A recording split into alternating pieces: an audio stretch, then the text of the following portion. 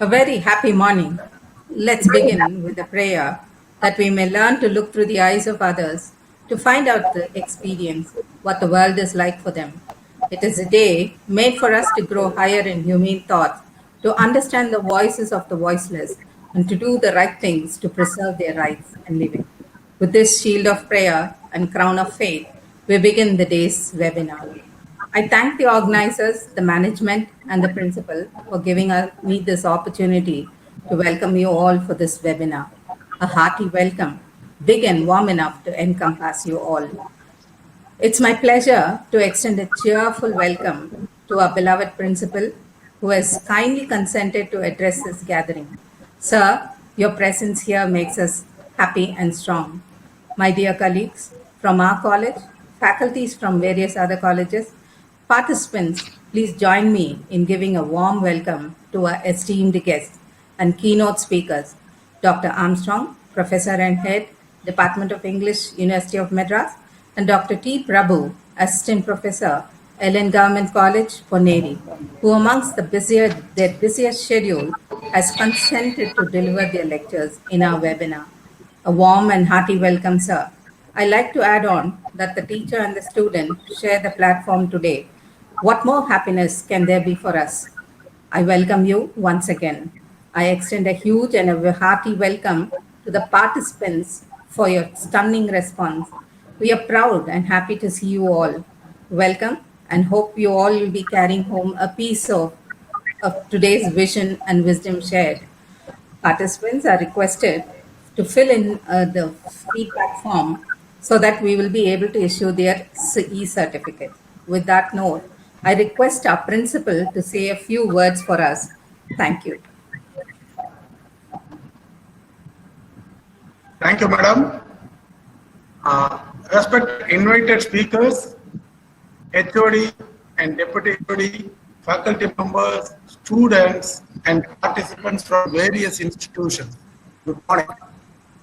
It gives me immense pleasure to take part in the one-day webinar on literary criticism and theory, being organized by the PG and Research Department of English of our college. This department of our college stands strong with the 20 faculty members who specialize in various fields. At the outset, I wish to thank the invited speakers, Dr. S.Armstrong, Professor and Head of the Department of English, University of Madras, and Dr.T.Prabhu, Assistant Professor, Department of English, Ellen Government College, Ponneri, for accepting our invitation to deliver lecture in this webinar amidst their busy schedule. The PG and Research Department of English stands connecting the entire college by providing foundation courses. Apart from this, it imparts English literature in the UG, PG, and also engages MPhil and PhD levels research. By making use of the present knowledge, present technology, this department has taken steps to enhance the knowledge of the students through this webinar. This webinar focuses on the topic literary criticism, which helps to understand the literature still more efficiently. I congratulate the webinar convener, Mrs.S.Arasi, Head of the Department of English, and all the faculty members, especially Dr.K.Subapriya and Mr.E.Asaithambi, who have rendered their support by providing necessary details to the participants. I take this opportunity to thank the management, the speakers, and participants of this webinar. I hope the deliberations of this webinar are highly useful to the participants to enrich their knowledge in this field during the period of this corona pandemic lockdown. Thank you and wish you all good luck. Stay home, stay safe. Thank you all. Thank you very much. Thank you, sir. Thank you, sir, for inaugurating our webinar on literary criticism and theory with your valuable speech. Now it is time to introduce the first speaker of our session, Dr. S. Armstrong, Professor and Head, Department of English, University of Madras. He has achieved in vast. If I have to document all those things, this session will not be enough. I have tried to put all his achievements in a nutshell. Academically, he has more than 23 years of teaching experience. He has held various administrative posts. He has so far produced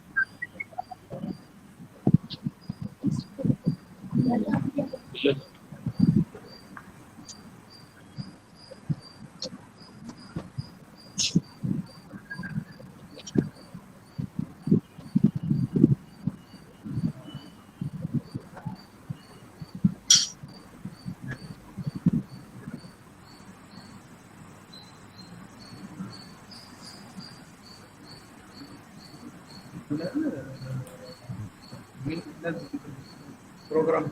15 PhD candidates, I'm very proud to tell about it, and 7 refresher courses.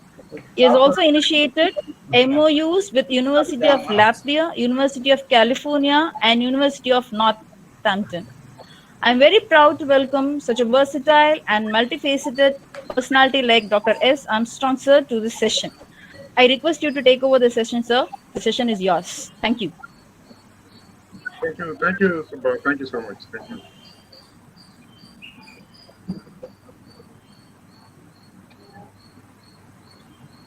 Respected Principal, Head of the Department of English, Professor.Arasi, organizers of this webinar, Dr.Subapriya and Asaithambi, and dear faculty members, Professor Gomati, Professor Vijayarani, Sheila, Dr. Anita, Dr. Sunita Anilkumar, Ulaganathan, Vasanta Kumar, Vijay K, Dr. K. Vijaya, Dr. Savitri, Dr. Jyoti Rama, Dr. Kavita, Mr. Karna, Dr. Prayer, Dr. Vimala, Mr. Vikas, Ms. Uma, and other students and faculty of the Department of English, Pachiayappa College. I always have special respect for Pachiayappa College and the trust. The reason is, during 1842, without any support from the British government, the trust was initiated by the philanthropist Pachiayappa. Mr. Pachiayappa, the honorable philanthropist and progenitor of this trust, was only 22 years when he initiated the trust. And today, 200 years, more than 200 years have passed, millions of students got benefit out of his philanthropy. Such a person, when he was 22 years old, was bold enough to initiate the trust without any support from the British government. That is the beauty of the trust of Pachiayappa. Pachiayappa College is one of the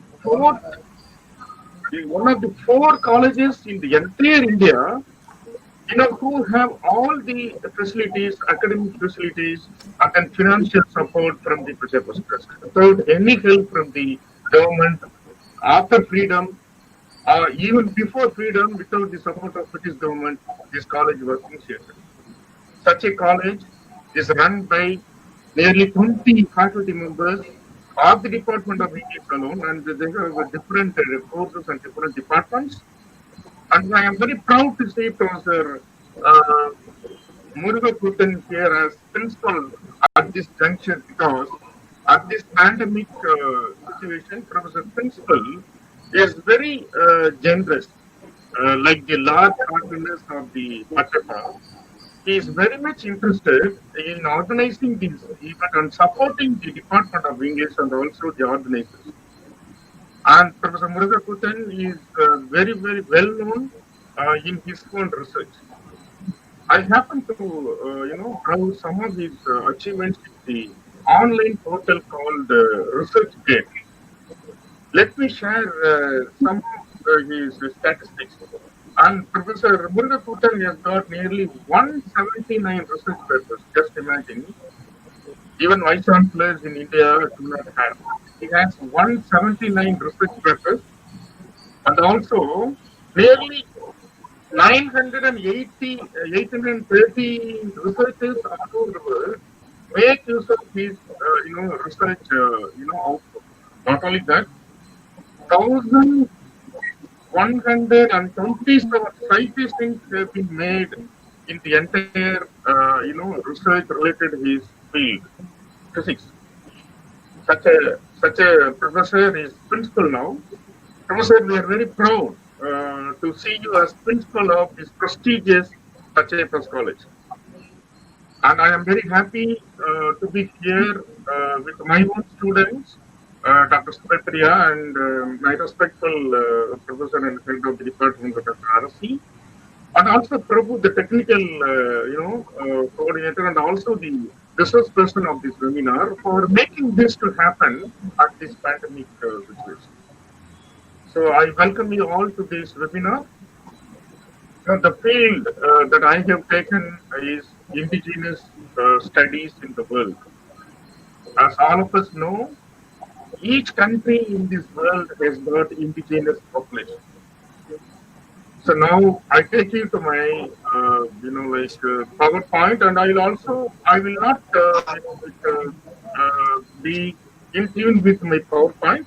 I will, offer my own, cross references and then thoughts. Now I invite all of you to watch one video.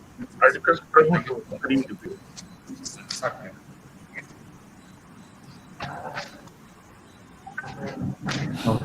Yes. Thank you, sir. Thank you, sir, for your time.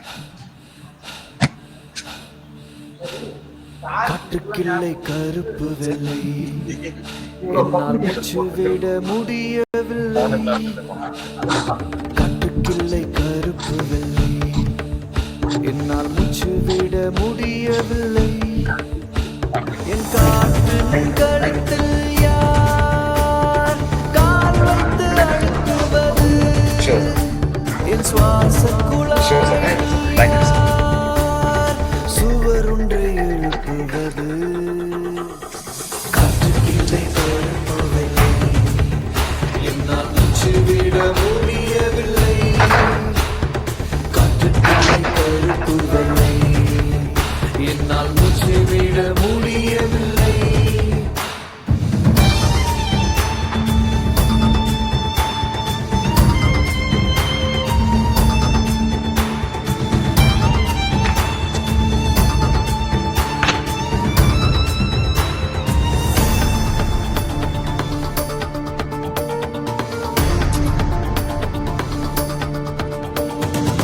எத்தனை காலம் எங்கள் விலங்குகள் இருக்கும் எத்தனை காலம் நுரையீரல் நொறுங்கும் ஆளை பார்த்து மழையும் பெய்யுமா தோளை பார்த்து மாற்றும் வீசுமா காக்கையும் உயிரினம் கருமையும் ஒரு நிறம் எல்லா மனிதரும் ஒரே தரம் காக்கையும் உயிரினம் கருமையும் ஒரு நிறம் எல்லா மனிதரும் ஒரே தரம் எண்ணிப்பாரு ஒரு தரம் எண்ணிப்பாரு ஒரு தரம் காற்றுக்கிள்ளை கருப்பு வெள்ளை என்னால் மூச்சு விட முடியவில்லை காற்றுக்கிள்ளை கருப்பு வெள்ளை என்னால் மூச்சு விட முடியவில்லை காற்றுக்கிள்ளை கருப்பு வெள்ளை என்னால் மூச்சு விட முடியவில்லை மாளிகை நிறுத்தை மாற்றுங்கள் ஒரு பாதை கற்பை கேட்டுங்கள் மாளிகை நிறுத்தை மாற்றுங்கள் ஒரு பாதை கற்பை கேட்டுங்கள் மாளிகை நிறுத்தை மாற்றுங்கள் ஒரு பாதை கற்பை கேட்டுங்கள் மாளிகை நிறுத்தை மாற்றுங்கள் ஒரு பாதை கற்பை கேட்டுங்கள் நீங்கள் பகல் நாங்கள் இரவு இரண்டுமில்லையே காலமே இல்லை காட்டுக்கிள்ளை கருப்பு வெள்ளை என்னால் மூச்சு விட முடியவில்லை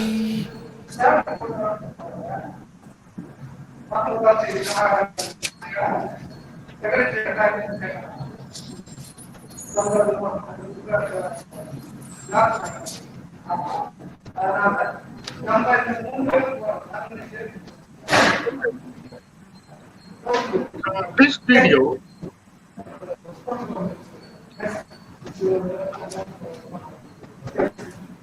I would like to I would like to relate this video to the pandemic situation.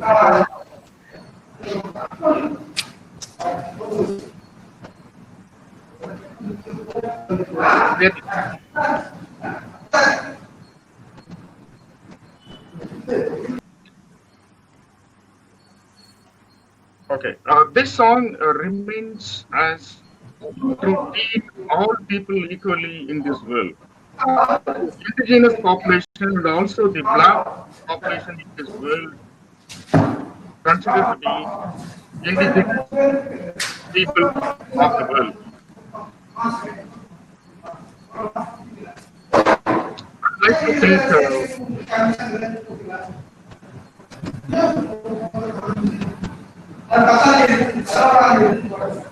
Prabhu, can you just share my PPT?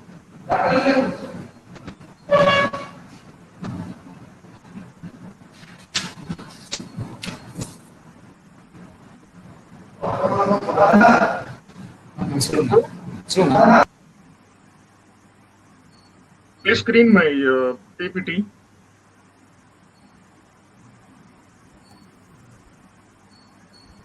As all of you have watched this video, I just take one line, Black Lives Matter. So that line created a lot of discussion and also a lot of invitation from other indigenous population in this world. I would like to relate two such quotes like Black Lives Matter. If you take Canada, we have Native Lives Matter. There is a kind of movement started after this event. Native lives also matter in this world. If you go to Australia, Australians, the indigenous population who are called Australian First Nations, they also started a movement called Indigenous Lives Matter. So indigenous lives and also native lives in Canada and the black lives in US all matter because the wind does not favor the person who is black or who are white or who are different in color. So the entire indigenous population in this world and also other non-indigenous populations in this world are united by all the elements of nature like wind, air, and other elements. So this webinar, I would like to dedicate my lecture to George Floyd, who sacrificed life for teaching the world, that men are equal and women are equal in this world. No discrimination should be made in future. So, this topic, global indigenous literary theory. At the end of my lecture, I would like to highlight three important things. Number one, who are indigenous people in this world? Number one. Number two, what are the important literary trends promoted by indigenous scholars in this world? Number two. Number three, how indigenous scholars in this world propose theories related to research. So theories related to research are highlighted in the third important component. So I request all of you to just follow the PPT and also some of the points I am going to highlight in connection with the PPT slides. So next slide, Prabhu. Yeah, these are the three things I highlighted. At the end of the lecture, we will understand who are the indigenous people. Like I told you, First Nations in Canada, we have First Nations in Australia, and we also have the black population in African continent and also in the US. And also we have Ainus in Japan. We have a lot of people in the South American continent and all over the world. We have indigenous people. In my slides, you will come to know. So, second important point is, how does indigenous scholars, how the kind of literary trends they are making to vibrate the entire corpus of their writings. That is the second point. The third point is, how are theories related to research proposed by three important scholars, Linda from New Zealand, Chelowell from US, and Chelisa from Africa. How do they relate, how do they approach research in this world? Because according to these three scholars, research is already colonized by the Westerners. So research also must be questioned. So all three scholars I have taken, Linda, Chalowell, and Chilisa, are all women indigenous scholars. Next. Okay, my lecture is based on these four important books. I invite all the participants to just have a look at these books for your future reference. I take the fourth one first. The Indigenous Experience, a Global Perspective, edited by Macca and Anderson in the fourth book, talks about how research, who are the indigenous people connected with the research in this world, what are the important issues related to indigenous population in the world, are all exemplified in this book, The Indigenous Experience, the Global Perspective. And then, the other three books, I take Chelawal first, the third one first, because the Chelawal, brought out this book in, 1998. And then Linda brought out the book in 2000, the first one. And then the fourth one, Indigenous Research Methodologies by Bagel Chilsa, brought out this book in 2008. So பண்ணிக்கலாமா? these okay books are okay very okay important because the scholars, like Linda Tugiwai Smith, the Maori scholar who wrote Decolonizing Methodologies, came up with a lot of theories related to literature and research in her book. This is a very important book. This book is available online. I request our students and faculty, if you have time, you can also have a look at this book in the internet. The second book, Indigenous Research Methodologies, written by Begil Chilisa, is based on University of Botswana, Africa. Is one of the important books because this book is based on a lot of case studies, based on data and research, and she also opens up a lot of discussions related to research because the research methodologies, the concept of research, everything is questioned in this book. The last one I would like to highlight is written by Chela Sandoval. She is a U.S. Mexican American scholar. Her name is, the title of the book is "The Methodology of the Oppressed." Methodology of the Oppressed. I think some of you may have heard of Pedagogy of the Oppressed by Paulo Freire. But this book, Methodology of the Oppressed, is one of the important books related to third world feminism because a lot of theories related to third world feminism are questioned, in this book. And see, Chelawal also attacks the concept of feminism, the first world feminism. And one of the main threads in the book is love. Love can solve any problem in this world. So that is one of the main concepts discussed in this book, methodology of the oppressed. So that is how my lecture will take some examples, some cross references from these four important books. So you can make a note of this. Next.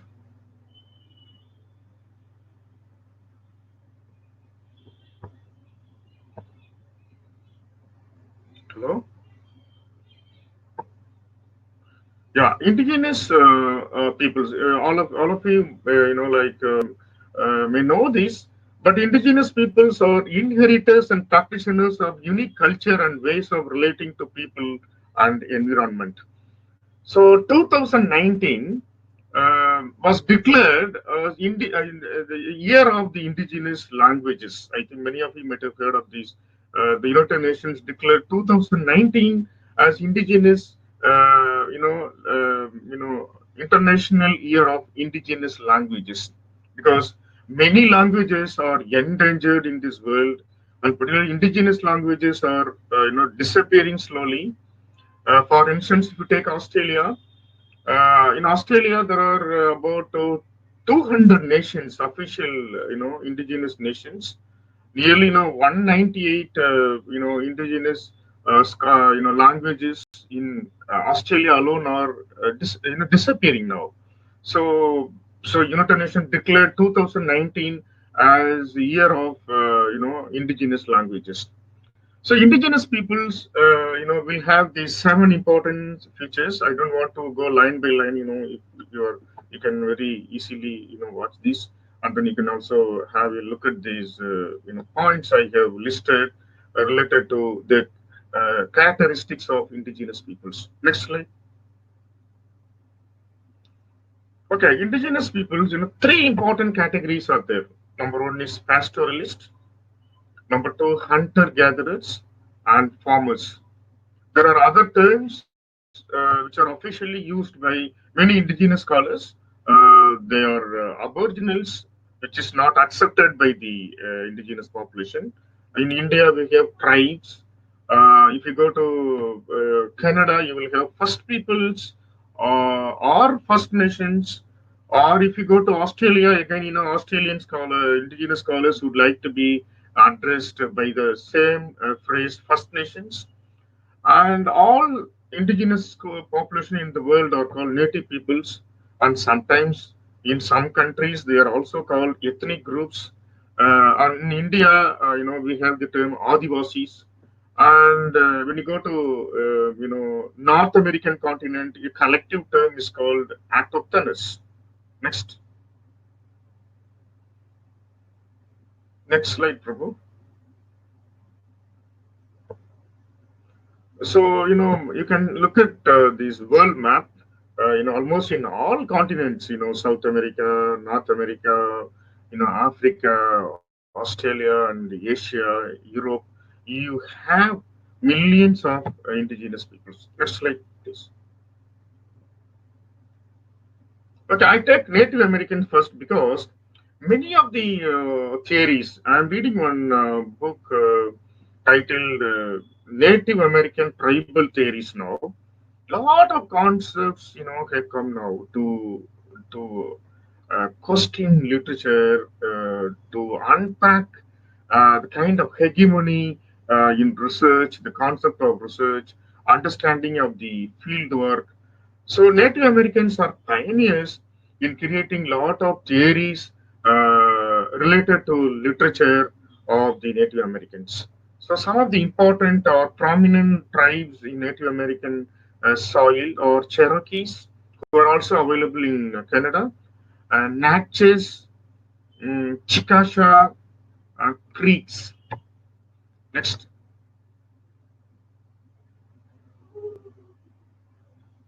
Next slide, Prabhu. Yeah. Okay. One of the buffalo is considered to be one of the very important resources for the entire North American indigenous population, because food, fodder, food, fodder, and fuel. They are 3 of are very important. And buffalo is considered to be one of the important animals for hunting, for using the skin as shelters, and also for clothing. And the bones are used for hunting as tools. Next. Southeast Indians produce colorful art using their dyes. They make baskets. They also use the shells to make tools and hunting knives. And also, beadwork is also very, very important. And there are also books available on basketry and poetry. So Native American women are known for basketry and poetry. There are articles related to basketry and poetry, like baskets are being weaved, and poetry is also, words are being weaved by the poets. So they relate basketry and poetry also. Next. Yeah, Iroquois, is one of the important Native Americans. It is understood some of the important acts related to U.S. constitutions, have been taken from Iroquois Confederacy. Some important legal points have been taken from Iroquois Confederacy because they are very strong, and they are very much traditional. They have five important languages related to their tribes in the northeastern woodlands in US. They are called Mohawk. They are also available in Canada. Wanaido, Onondaga, Onondaga, Cayuga, and Seneca. These are the five important languages which are considered to be Iroquois Confederacy. And also they have alliance formed to ensure protection of tribal lands. And the American, scholars use similar ideas when creating its own government, as I told you in the opening of the slide. Next. Yeah, these are the five important tribal groups and also languages related to Iroquois, five nations in 1650s. Next, when you go to Southwest in US, we have Hohokam, Anasazi, Gopi. Gopi Indians are also available in Canada also. Navajo. So they live with a very harsh and very the dry desert. Farmers they use irrigation to grow corn, beans, and squash. So they are called the Three Sisters, and then they are known for excellent architectural knowledge. So some of the pea blows and cliff dwellings you can see in the next slide. Next. Yeah, this is one of the examples for their architectural marvel. Next. Yeah, this also they are making like this cliff palace, Misa, where they all are handmade. Next. Next, Prabhu. Yeah, this is other picture you have to see. Yeah, this one I would like to highlight. This is called Totem. In all the indigenous populations in this world, this Totem is very important. In Tamil, Tata means Kolokuri. Each family will have a kind of archive, stories related to their own family, their culture, their tradition is called in Tamil Kulakuri. Similarly, each and every tribe in the world, but in North America, it is very popular because this totem is very important. Without totem, there is no tribal, livelihood, because this is one of the cultural symbols and also one of the important religious symbols, and also they worship this totem because it talks about history, it talks about story, it talks about the entire religious practices also. So the totem is very important in the indigenous literature and also livelihood. Next. Next slide, Prabhu. Yeah, when you go to the northwest coast region, it had many forests. In one of the important high courts in India recently declared, deforestation is one of the reasons for the spread of coronavirus in this world. The reason is, people, we always destroy forest, and many viruses in this world depend upon forests and other related resources. So forests are very important. We have to preserve in this world. But unfortunately, all the forests in this world are being destroyed for commercial purpose. So this we have to remember at this time. So the Native Americans in this region used wood from the forest to carve tall totem poles. So this is one of the examples for the totems I have mentioned. So the carvings on each totem pole told about a family's history or family's archival evidence. The totem is an example for family archival evidence. So in that way, totem is very, very important. Next slide, Prabhu. Yeah. If you come to Canada, as in Canada is known for a lot of indigenous populations in this world. Canada has got three distinct groups: First Nations, Inuit, and the Métis. S is silent. Métis. Inuit are formerly they were called the Eskimos. Okay, now Eskimo, the word Eskimo is no longer used. Inuits are used because Inuit means son of the soil. So that is meaning of the Inuit. So they reject the term Eskimos because Eskimo means eaters of raw fish. So they don't want to be addressed by the word Eskimos. So they chose to be addressed as Inuits. So the three important Canadian for indigenous peoples are First Nations, Inuit, and the Métis. Okay, so these people, sometimes there are words aboriginals and natives. These terms are used, but they don't like. Similarly, the word Indian, which is mistakenly called by Christopher Columbus, is also used, provided if the native writers would like to be addressed by themselves Indian, but they don't allow others to use the word Indian. So that is so because it is an outdated term. It is a term known for mistaken identity, but it is still used in some official documents like the Indian Act in the Canadian Constitution.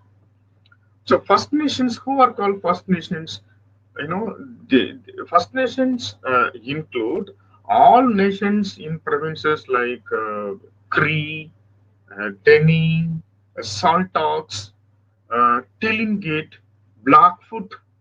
Blackfoot or in Canada, Blackfeet or the plural are available in US, and Dakota, Mohawk.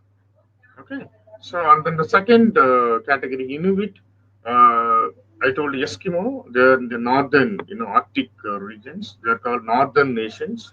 And Métis, I think some of you are familiar with the word Métis because this is a term, a French term. It means half-breed people.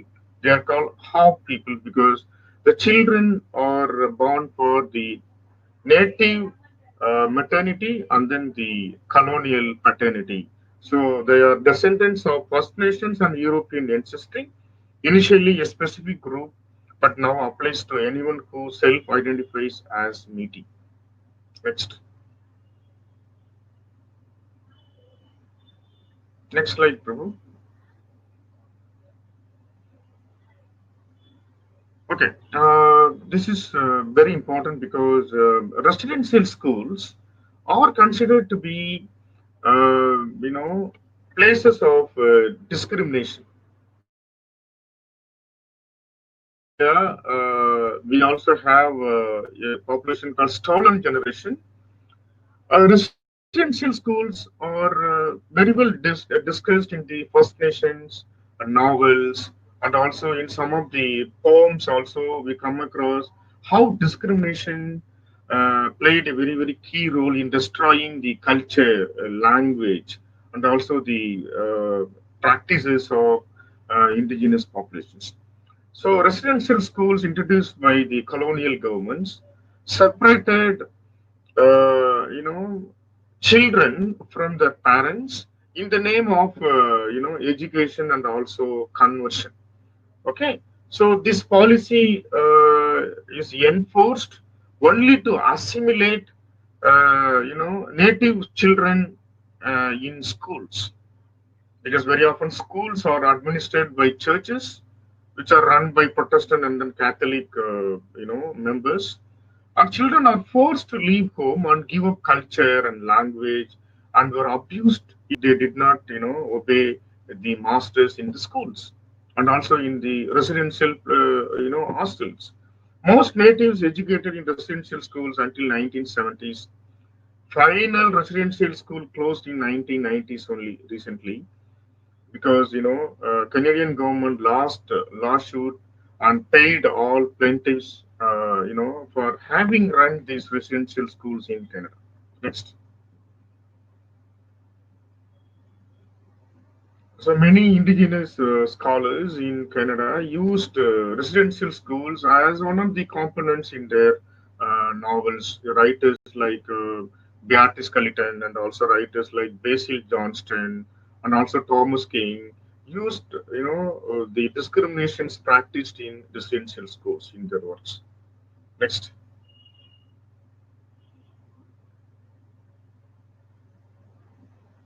Next slide, Prabhu.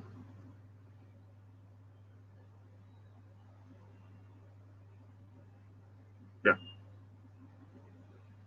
Yeah.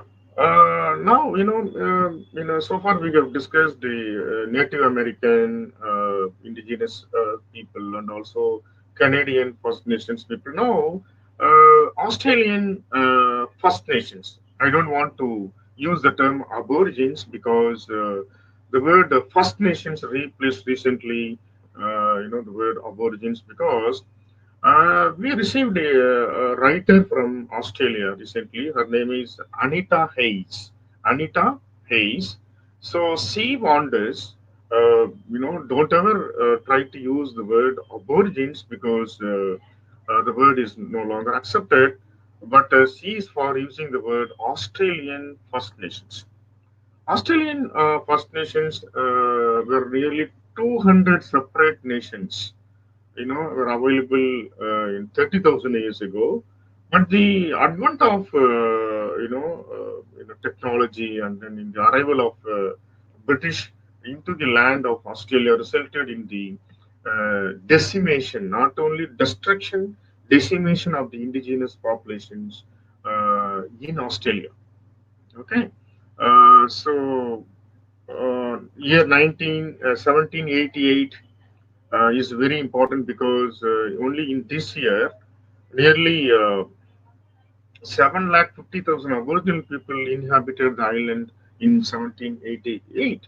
But now, a lot of policies. Recently, the government of Australia also, they registered their apology for the discrimination they have done for the Australian First Nations. Yeah, next. Next slide, bro.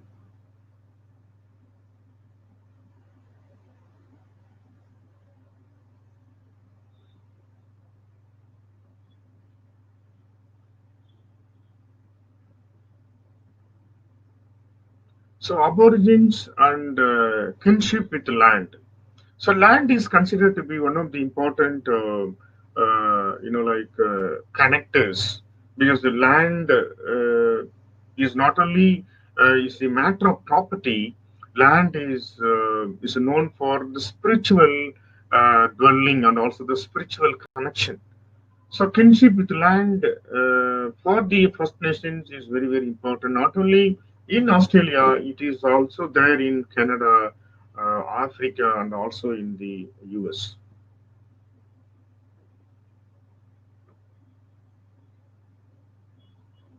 Because it is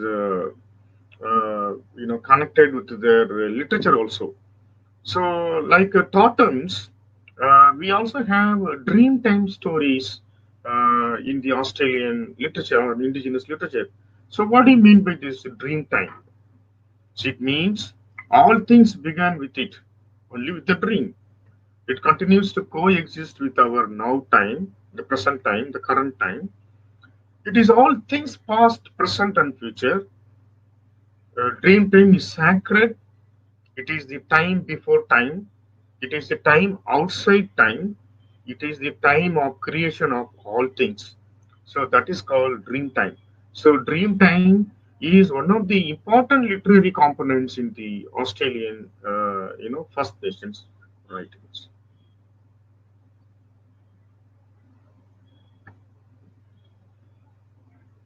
Okay, so far, I have just introduced the important names and then languages and also some of the concepts related to Native American Indigenous people, Canadian Indigenous people, some, African American people, and also Australian First Nations all over the world. What are the important threats posed on indigenous peoples across the world? Number one, impoverishment and unemployment, violence, violence against women and children. So when you talk about violence, I would like to highlight, three important, violences. Number one, violence, which is direct violence. So direct violence is called physical violence, like George Floyd and other, violence which is based on racial discrimination. The second type of violence I'd like to highlight is structural violence. So structural violence is very, very important because it means what? What do you mean by structural violence? It means, violence related to economic offenses, economic violence, and also social violence, and also legal violence. So all these three violences are called structural violence. Second one. The third important violence is one of the worst violences in this world is cultural violence. Your culture is destroyed, your culture is decimated. So that violence is, very, very cruel than other two violences. So violence against women, violence against children, violence against all the indigenous populations in this world, as I told you, are considered they are in three important types: direct violence or physical violence, structural violence, comprising social, economic, and legal violences. The last one is cultural violence, because cultural violence, social legitimization and justification of structural and direct violence. It justifies. The prominent, dominant population has got justification because I don't want you, so I want to kill. So that violence, so these three violences are there, all over the world. This is one of the primary threats for the indigenous peoples. Native Americans are less educated. All over the world, indigenous, population are not given proper education after the closing down of residential schools and other schools initiated by the respective governments. And also housing is not properly given, very, very inadequate health care, and also voting rights are not given properly, and also native language is becoming extinct. So that is one of the reasons for declaring 2019 as United Nations Indigenous Year of Indigenous Languages. And also limited financial institutions in the native communities, and also natural resources are being exploited, wherever indigenous populations live, in the name of civilization, in the name of advancement. Mehta Patkar in India and also other GNTV, they're all very much interested in protecting the natural resources, where we have millions of populations in India too.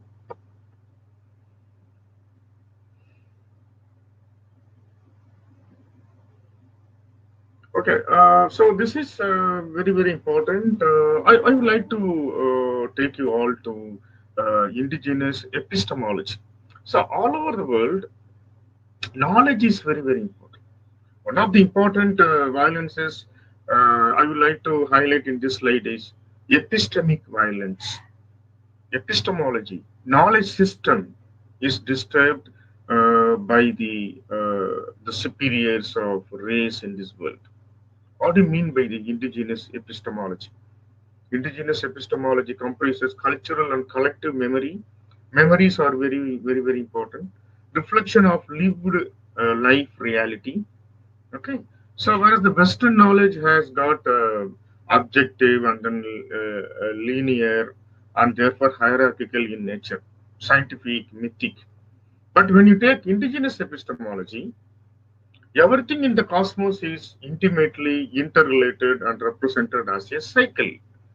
So, one of the important examples I would like to highlight here is the concept of cycle, the concept of circular, narrativity. So, indigenous literatures in this world are known for circular narration, not a linear narration in the as we see in the British literature or in the American literature. So, circularity is very, very important. Cycle in life is very, very important. Look at this cycle: man, spirit, land, animals, rituals. All are interrelated. One of the important examples I'd like to give here is that the title given by Thomas King is called All My Relations. Is the title of one of the books authored by Thomas King, one of the towering writers in Canada. So, All My Relations means, this, cycle is an example for the literatures produced by indigenous people, because this cycle plays a very, very vital role in the narrative technique of indigenous writings all over the world. But when you take the Western literature, it is always linear.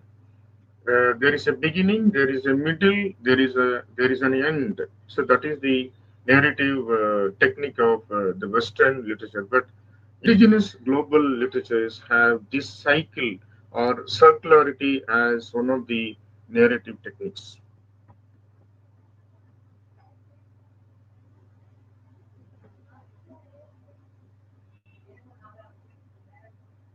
Go to the next slide.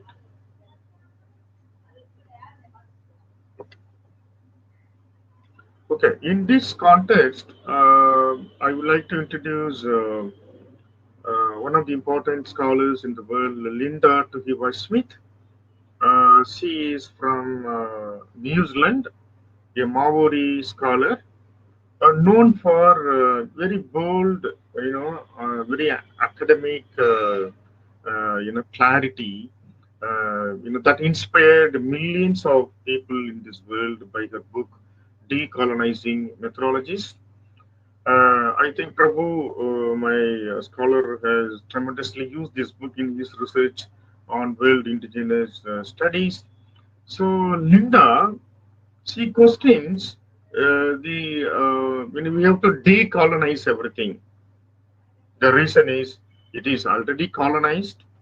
Our mind is colonized. So there is an imperial eye in everything. Research is westernized. So there is a necessity for indigenous scholars to question everything. So in this context, the book has been, introduced in this slide. So this book has been used by many scholars in Africa, Australia, and also in Native American scholars use Canadians. Indian scholars also use this book for for many academic reasons.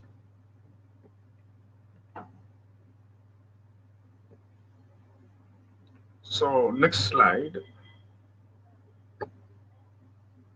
This book, Bagili Chilisa. Chilisa was very much influenced by Linda. Actually, she is from University of Botswana.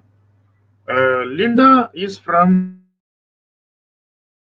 Australia. The indigenous research methodologies propounded by Bagel Chilisa in this book has got decolonization of Western research, because Western theories as such are extremely, westernized.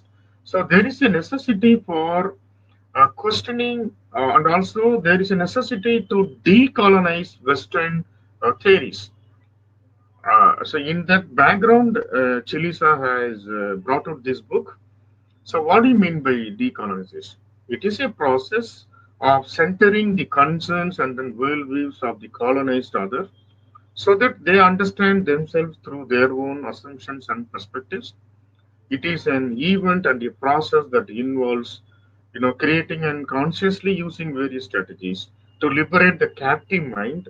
Our mind is colonized in this world.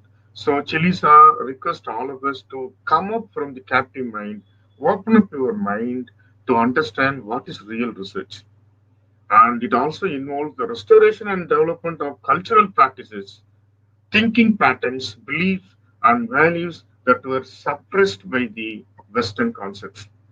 In other words, both Linda and Chilisa, they try to tell us the Western researcher is a colonizer, and then all non-European countries are called colonized countries. So the researcher is always the Westerner. All the objects of research in this world are the non-European population. So in order to decolonize research, both Linda and Chilisa, they are very, very serious about questioning the theories related to research.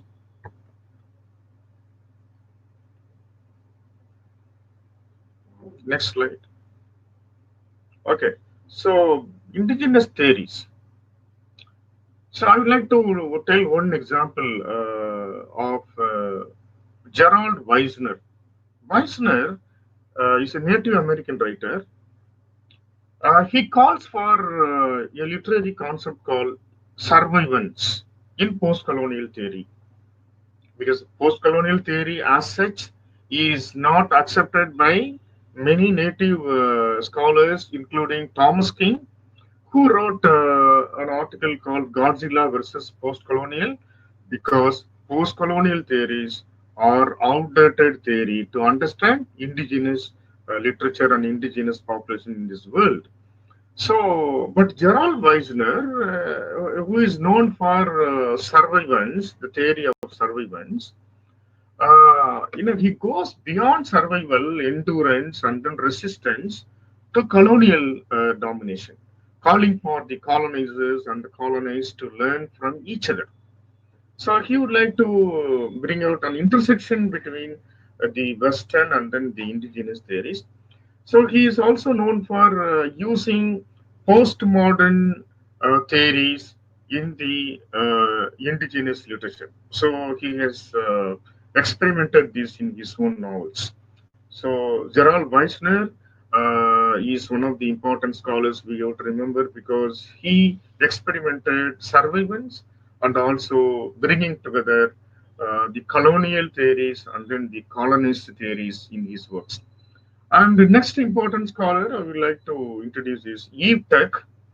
Eve Tech is also known for research based on post-colonial theory.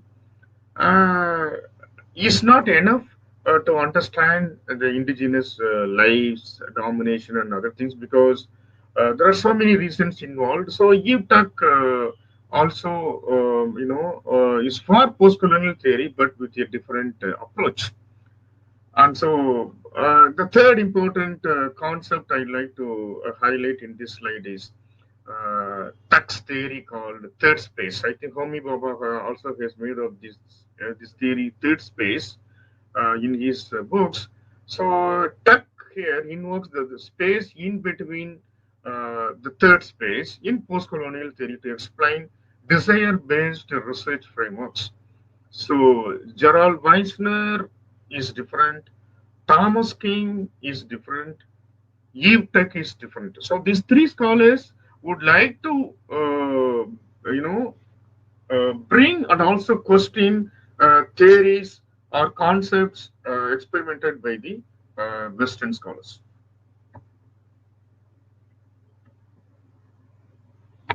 Next.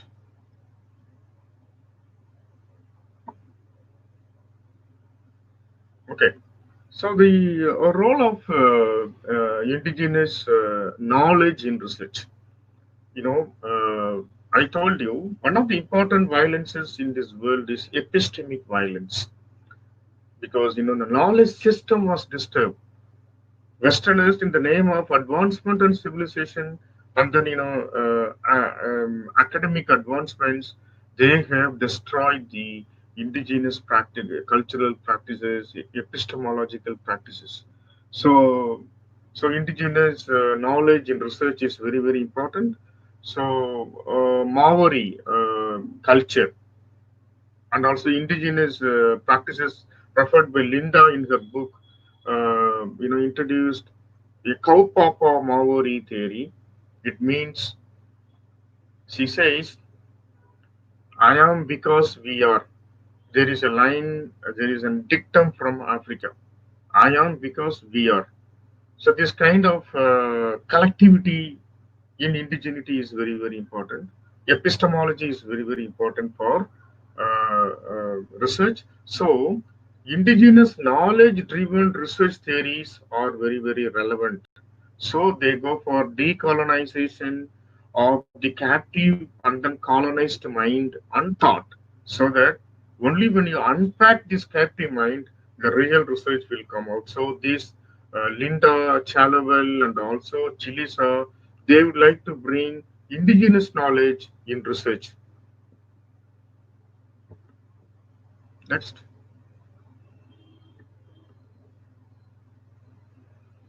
Yeah. So in indigenous knowledge, what is very, very important is feminist research practice. So for this, I take the example of, Chelva Sandoval's book, Methodology of the Oppressed. So this book is an example for feminist research practice. So without, research is already patriarchal. The practices are patriarchal. Methodologies are patriarchal. So there is a necessity for promoting indigenous feminist research practice. So when you read Chandwell's book, Methodology of the Oppressed, you will come to know these three important points: contextual and then cultural complexity, comprehensiveness, and then the self-determination and liberation. So these 3 points are very, very important to understand the book, Methodology of the Oppressed. So with this slide, I would like to conclude, my discussion with you. So I welcome questions. So I request Dr.Subapriya or Prabhu to organize the questions and then, give it to you. Thank you.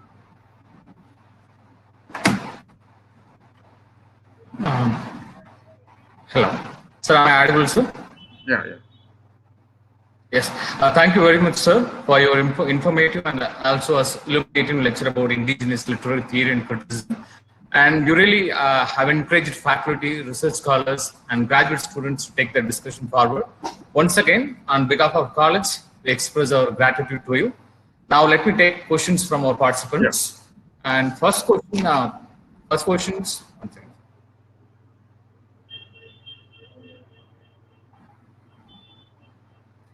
Okay, the first question: how the study of indigenous people in Native America can be connected with indigenous people in India? As you talk about Adivasis, how can be interrelated?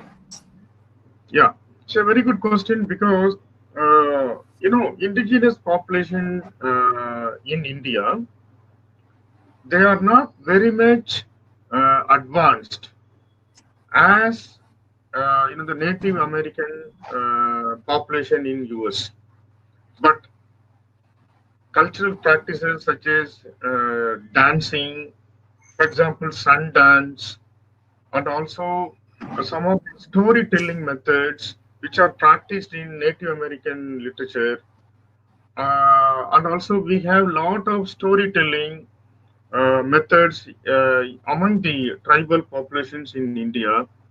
Not only that, the kind of architectural knowledge. I think I have, also highlighted some of the pictures. So this kind of architectural knowledge in miniature are also available in the Indian tribal population. But unfortunately, the government of India, takes, a long time to advance and also to promote the cultural practices and also the connectivity. That is very, very important. So we are yet to provide connectivity in Indian tribal population. Better connectivity, they have some facilities which are provided by the American government.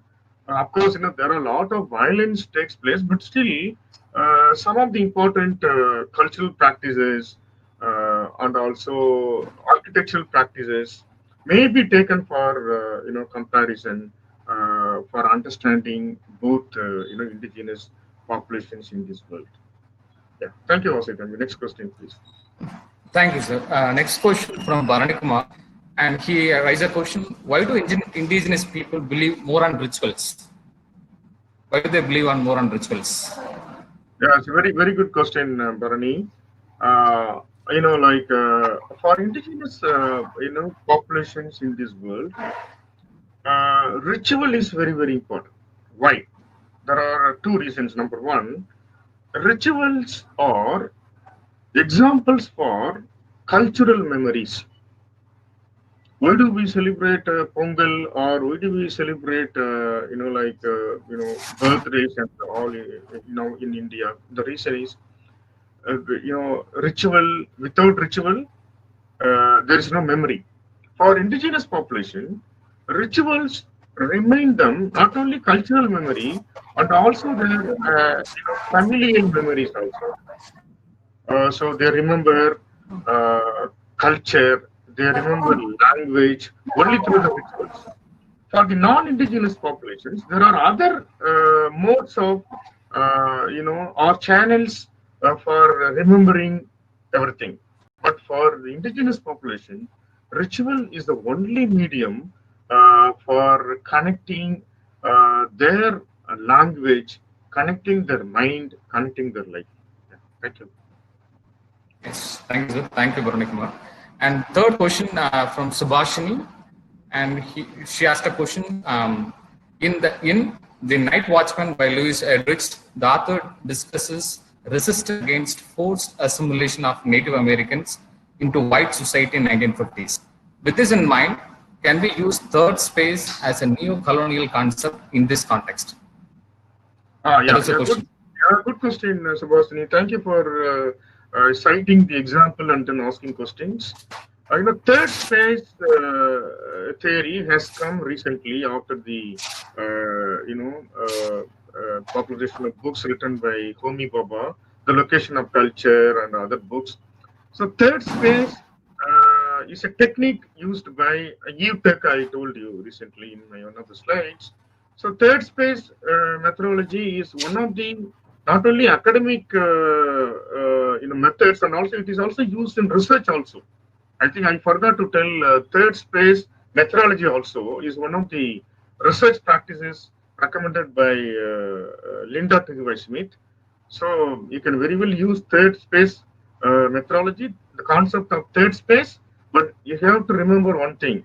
You should be very, very conscious in using theories propounded by Western scholars to understand Native American or other indigenous text. The reason is the native population, they feel they are appropriated by the literary concepts promoted by the Western scholars.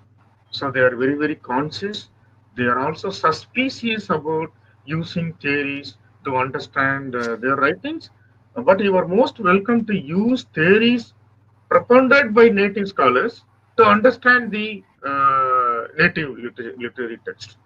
Okay, so in that way, I'll be happy to talk to you in person or over email. Also, I can also share my further views. Thank you, Asai. Yes, thank you, sir. Thanks. So the last question many of our participants used to asking question. Can you suggest some novels and do research in indigenous literature? Can you suggest some novels? Yeah. There are a lot of novels. Maybe I can email Subapriya for further correspondence with our students. I can suggest Thomas King from Canada. Okay, his novels are Truth and Bright Water, Medicine River. Okay, so when you go to America, Native America, you can take Gerald Weisner. Okay, Robert Warrior. Okay, so when you come to Australia, you can also take Anita Hayes. Okay, like that, the list goes. I'll be very happy to send the list to Subapriya for further correspondence. Thank you, sir. Thank you so much, sir. Thank you for a wonderful time and the wonderful lecture that you have given to us. Thank you, sir. Thank you so much. You're most welcome. I thank the organizers, the principal, Dr. English for extending invitation for sharing my views. Thank you so much. Thank you. Thank you, sir. Welcome, sir.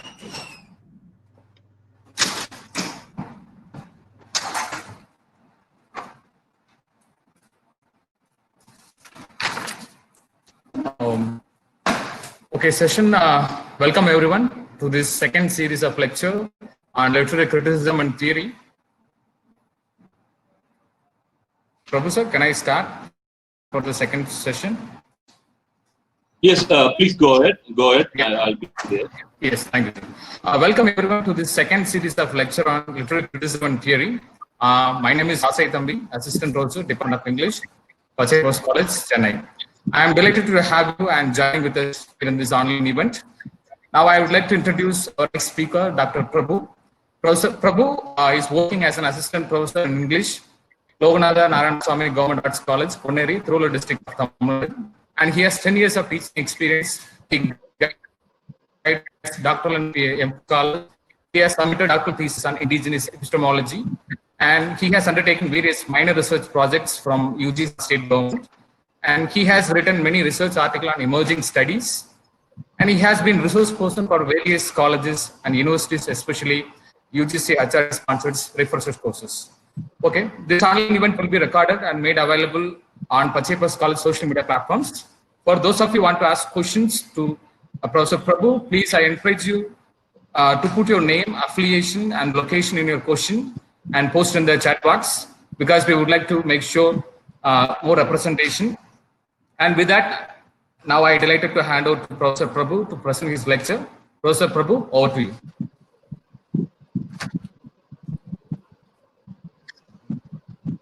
Yes, sir, you can begin. Yes. Yes, thank you.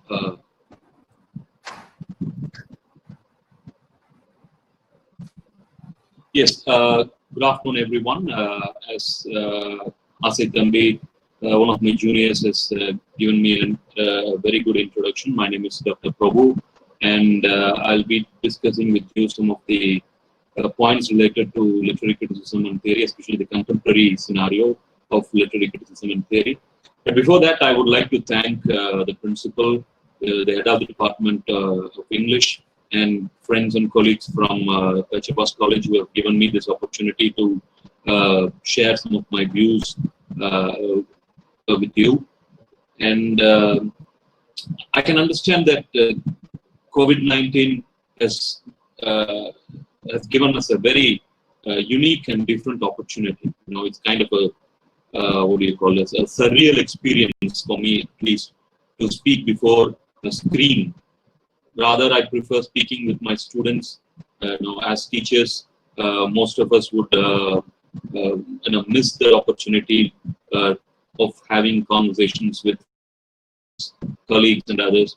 But webinar sessions, online classes, given us this platform to again reconnect with the student community and teaching fraternities. So at least with that perspective, we think we should move forward for the time being. And I'm very certain that this will definitely pass in coming days, and we will once again move on to the regular academic activities and regular academic platforms, not just on online platforms. But having said that, I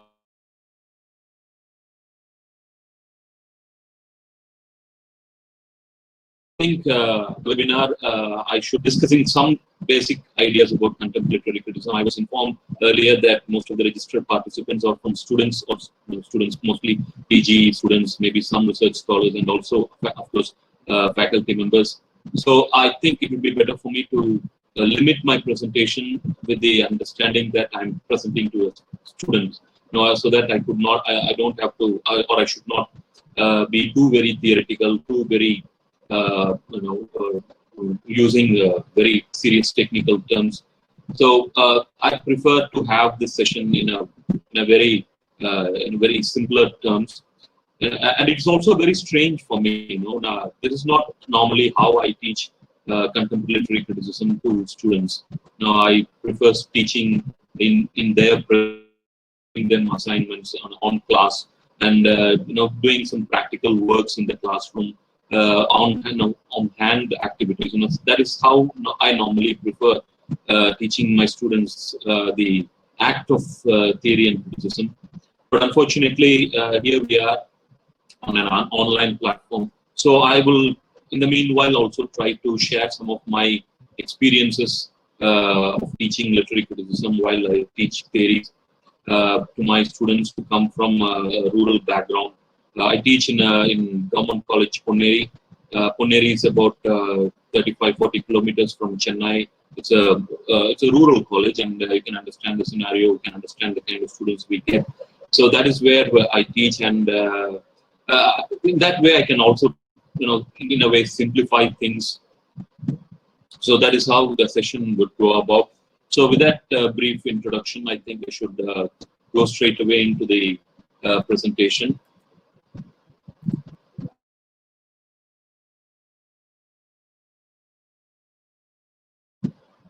Just a minute.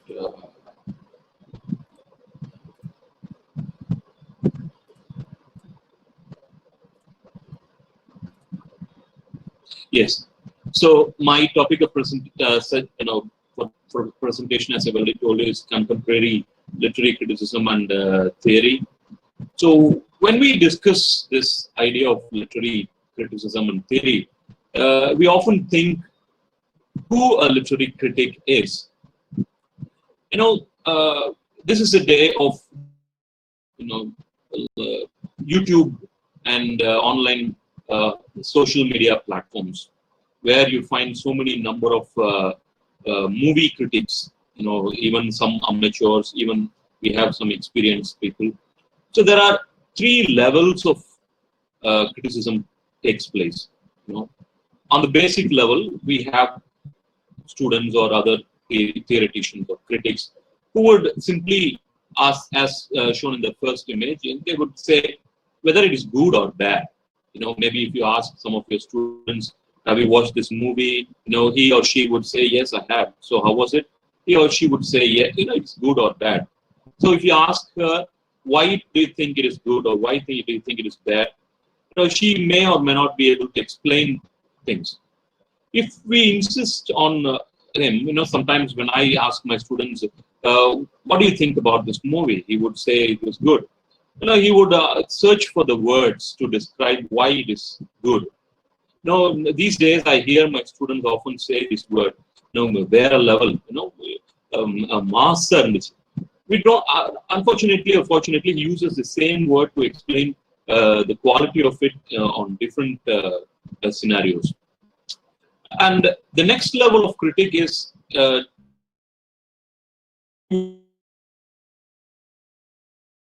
check into the text, or what is there in the text. That is the second level. First level of critic, if he develops his ability to do a proper valuation or judgment upon the text, he begins to slowly looks into the text and begins to say, these are there in the text, in the movies, in the songs, in the novels, in the poetry, and these things make the song or a movie or a text good.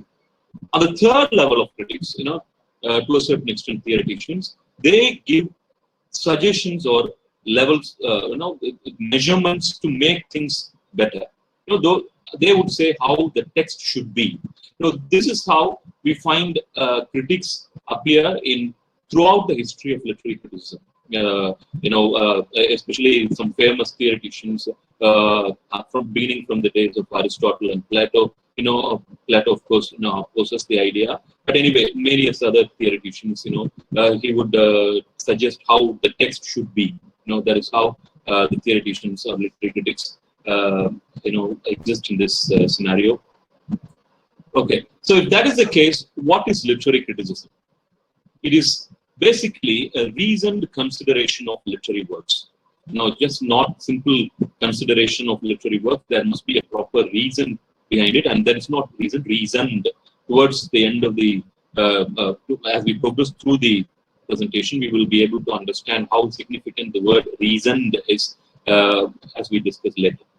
And M.H. Abrahams would say literary criticism involves all these ideas, that is defining, classifying, analyzing, interpreting, evaluating the works of literature. It's not just one idea, it is a combination of all these ideas. In the earlier presentation by Professor Dr.Armstrong, he has briefly touched upon the importance of having an indigenous perspective towards literary criticism.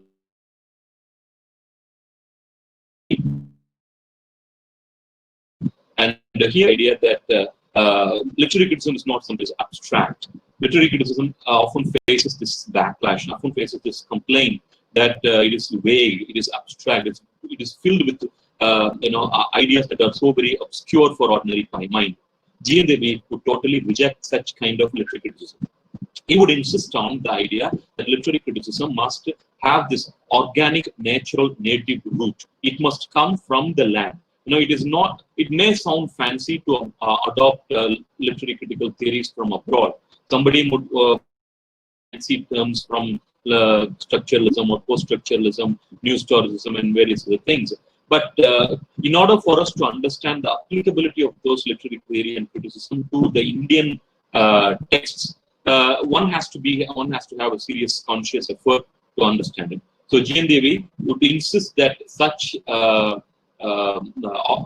organic, native, rooted literary criticism is what is very important.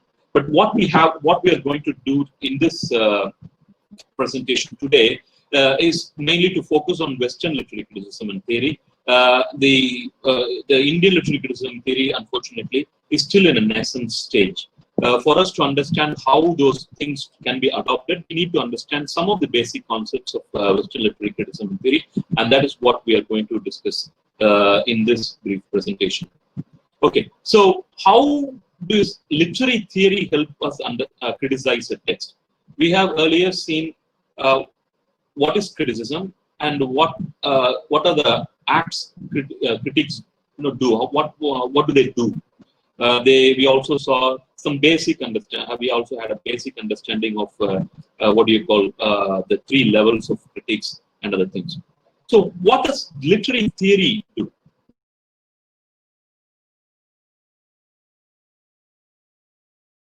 Theory as an image, for example, if people wear a glass that is blue in color, the world appears blue. If we wear the glass spectacle that is red in color, the world appears red. Similarly, if we wear the spectacle called, say, new historicism, you understand the text like Henry IV Part 1 in a very interesting new perspective. This literary theory of new historicism will help you understand that, say, a text like Henry IV Part 1 has a very interesting character in the form of say an ordinary person, like a very interesting person like Falstaff.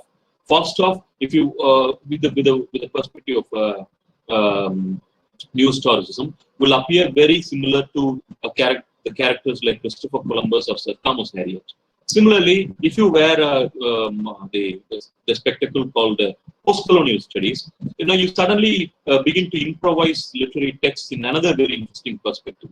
So, literary theory helps us understand the texts better. It gives us even different perspectives towards text. In the morning session, we have discussed, Professor discussed the importance of having indigenous perspective of in literary criticism and theory, and also have discussed various indigenous literary theories. So, how those literary theories give us perspectives on literary works? That is what we have discussed. Okay.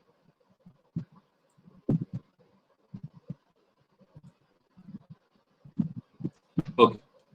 So, the title of today's presentation says, contemporary literary theory. So, if we have to say contemporary literary theory, there must be a classical literary theory. So, what is the difference between classical and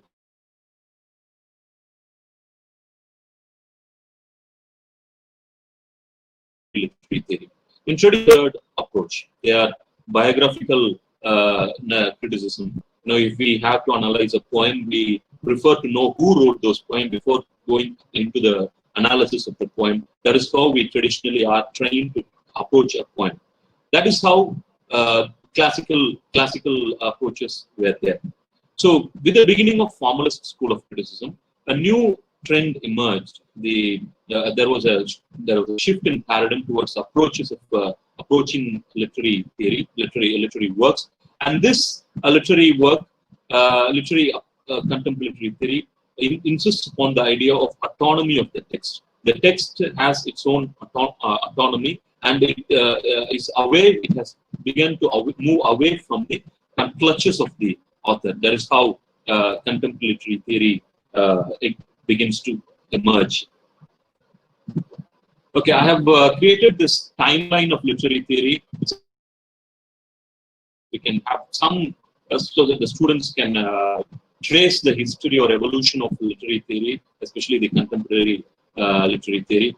Most of us would have already studied how in the earlier in Greek tradition, Aristotle, Plato, and later Plato, Aristotle, and later Longinus, and others. They have discussed basically in the beginning the moral aspect of literary works, and also most of these works began with the dramatic construction, study of dramatic construction of literary theory, literary works. So for a very long period of time, that is how literary theory existed. So only with the beginning of the advent of formalist school of criticism in the 1920s, 1920s, a new method of analyzing the text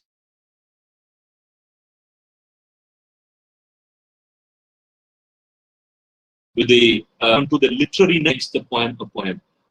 How important it is to acknowledge the literary elements in the poem.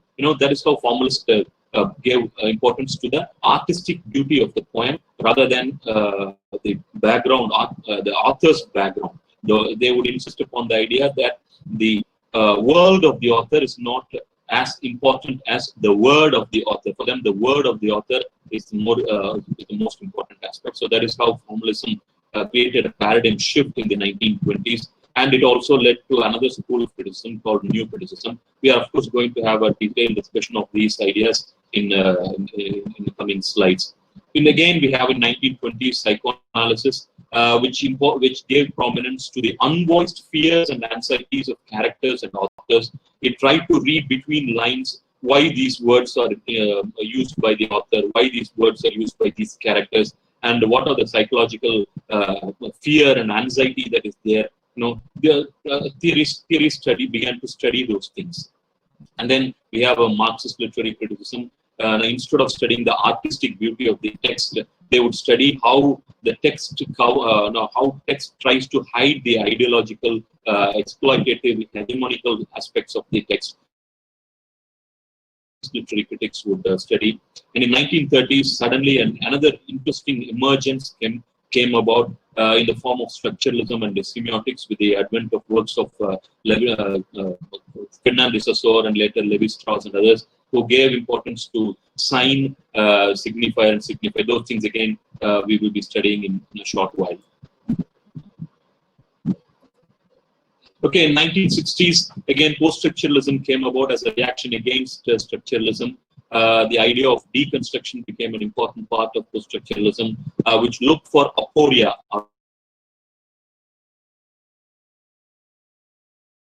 The text. Again, we are going to discuss these things in detail in coming slides. So I'm just slightly rushing through so that we can have a basic understanding of the evolution of literary criticism. So again, after 1960s, again, when in the beginning the importance was given to the author, the importance later moved on to the text. Now again in 1960s, another important perspective emerged. With that, we give importance to the reader.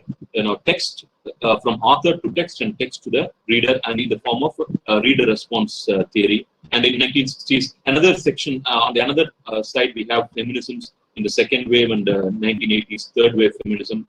And in 1970s, again, a very interesting school of criticism drawing reference from Marxism and structuralist and post-structuralist school of criticism called New Historicism, which studies epistemes.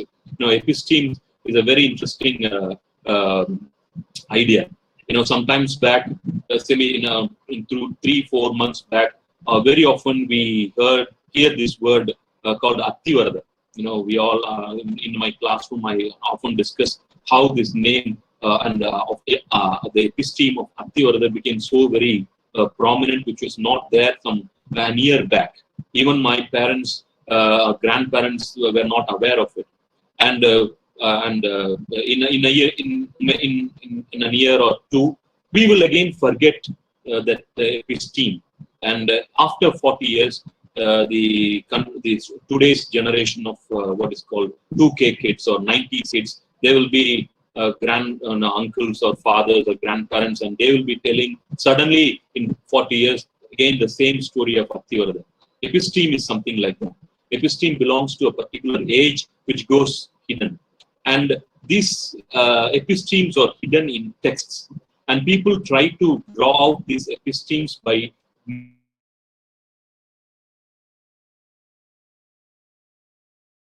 we discuss New Stars School of Criticism, and then we also have gender studies apart from feminism, which gives prominence to the issues of women. We have gender studies, which underlines the fact that gender is socially constructed, and also focuses on LGBT, and also gives prominence to masculinity studies. So this is basically the timeline of literary criticism that we have discussed. Okay, and then it will be followed by 1980s post-colonial theory, the dichotomy between colonizer and the colonized, and the literary works related to it. And in again 1980s, we have another school of criticism called eco-criticism, which gives prominence to nature and the physical environment. And then followed by it, we have critical race theory.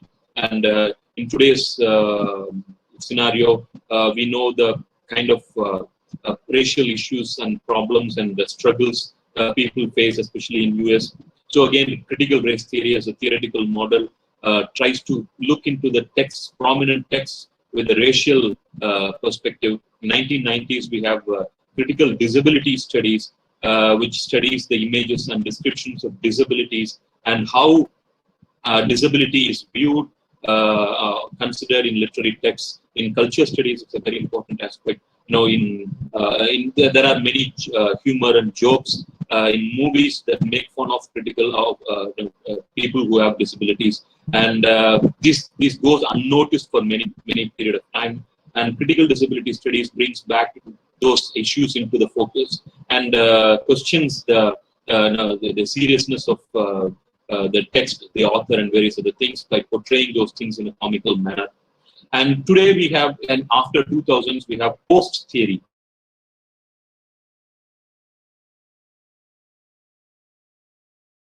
When the critical theory began in the ages of formalist school of criticism, it tried to question the validity of the author-centered idea, and the theory emerged so very vast manner that various other aspects got related itself. And now people believe that theory is going beyond the boundaries of literary studies. When structuralism came about, people started to study myths, legends, that is okay. And then linguistics came in. And then people started to incorporate various schools of studies, mathematics, economy, and so on, various other things in the name of theory. So we have today the idea of what is called post-theory, questioning theory itself as a prominent school of, prominent method of studying literary work. So this is how literary theory travels in the past 150 years. And today we will try to understand some of the basic aspects about some of these schools of criticism. So what we are going to discuss in this session is this. I'm not going to discuss in detail all those schools of criticism. I'm going to discuss only these schools of criticism. And for the convenience and for the sake of understanding, I have divided the broad area of literary theory into two classifications. One being the classification that studies primarily the text or textual in nature, and the other one is contextual in nature. Text, again, asks the question, where is the meaning? That is, these three schools of criticism, and also other schools, would ask first and foremost, in a poem or in a novel, where the meaning exists. So, for example, a formalist school of criticism would say, the meaning of the text exists in the form of the text. What is form? We'll discuss.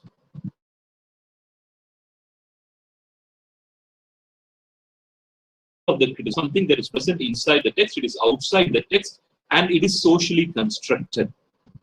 Post-structuralist criticism would outright deny the fact that there is no meaning at all. It would say there is no meaning at all.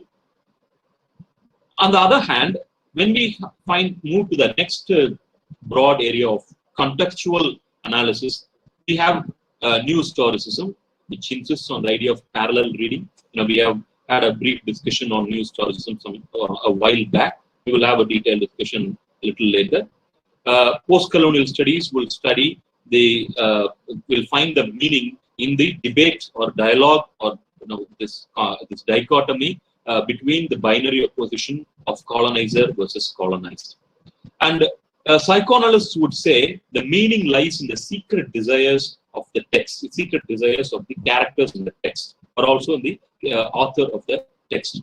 Marxists would say the meaning in the text lies in the form of exploitations. And when we understand the complexities of exploitation that appears in different forms, we understand the meaning. So this is how basically critics approach the text or a poem. They would primarily ask, where is the meaning?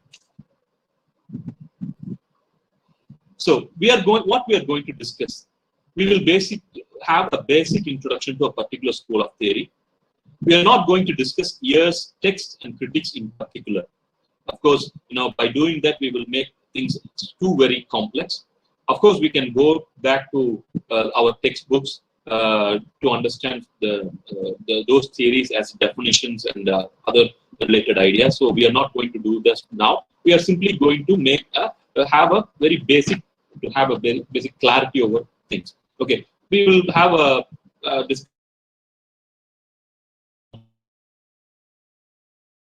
basic concept, and primary understanding for us would be to know how a theorist of the particular school of criticism would approach a text.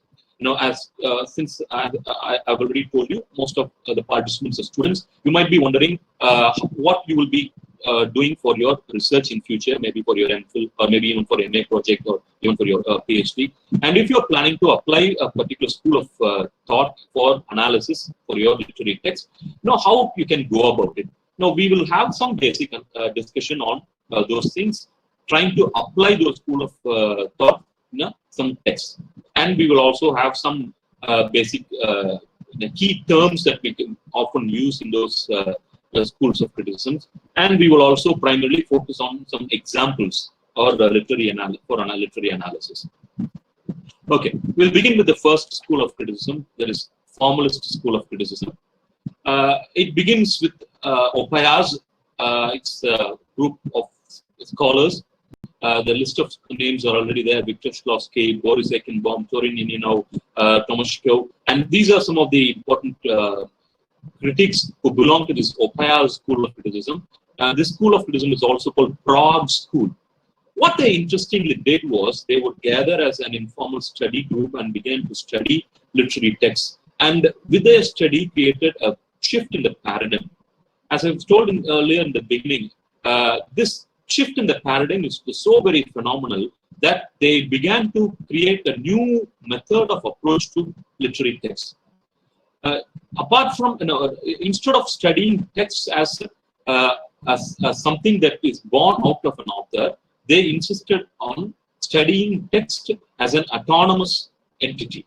They would draw in the methodology of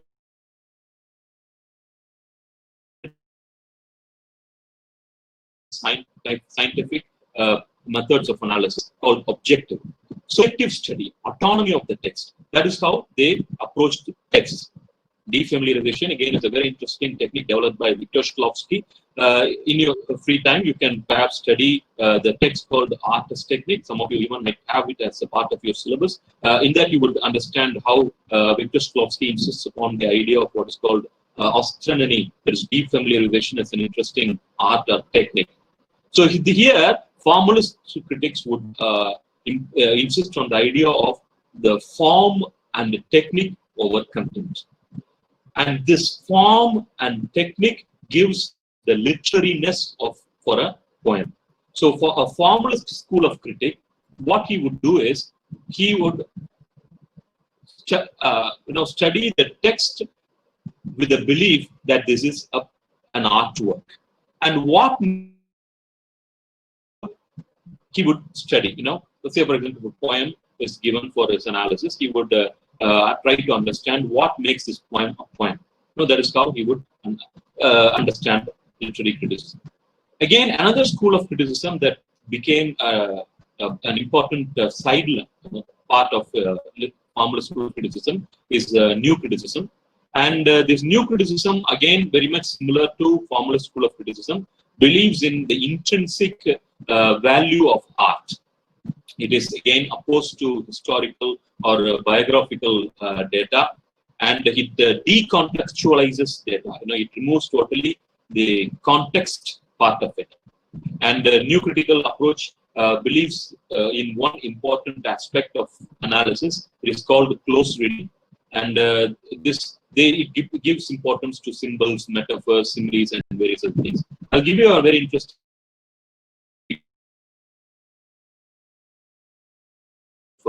close reading now. Okay, how do we do close reading of a poem? When I. Richards started this very interesting activity of close reading, he gave his students poems without the name of the author, which prompted the students to look only inside the text. That is, what is inside the text. And with the total rejection of the author, they came about interesting interpretations to the poem.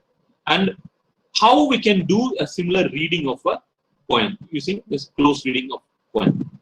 First and foremost, we have to look for the meaning of the poem inside the text. We must perhaps understand that the meaning of the poem is only inside the poem. It is not something that lies outside.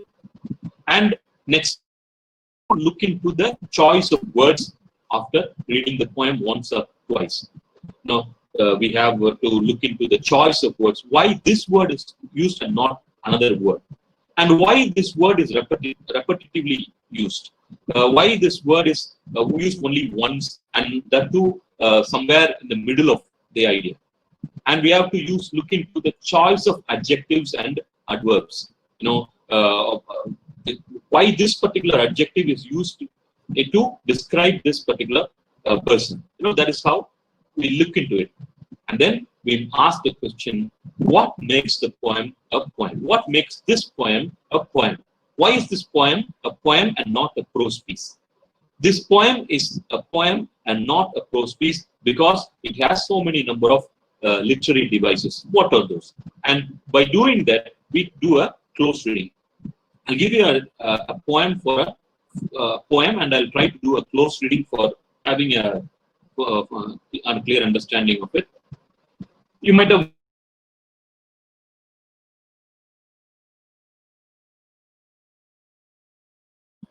Anxiety by the Fear Tree. It has naked roots and secret twigs, not geometric as the parabolas of hope. It has loose ends with a knot at the top that's me, not wakeful in its white snake, glassy ways like the eloping deity of waters, and it goes on. Perhaps you can make a note of the title of the poem, and you can go home and, of course, you are now in home, sorry. It's just that's how normally we address our students. Okay.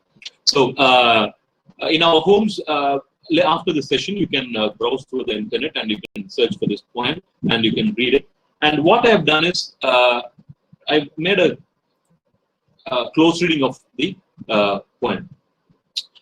The poem is basically a search for metaphor to describe anxiety.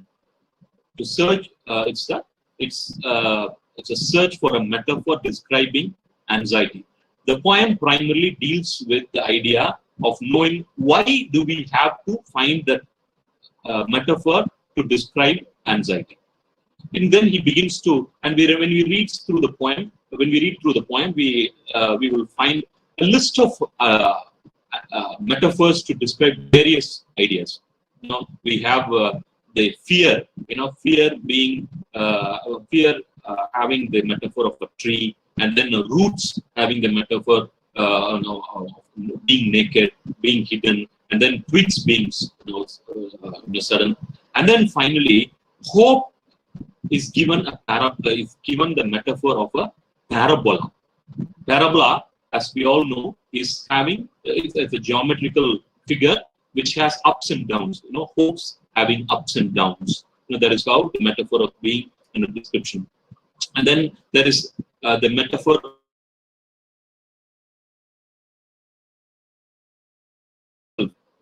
It has loose ends with knot at the top. To a certain extent, you can imagine that knot with loose ends as a noose. And then it goes on to give various, gives a long list of metaphors. Okay. He could also find a metaphor for everything under the sun.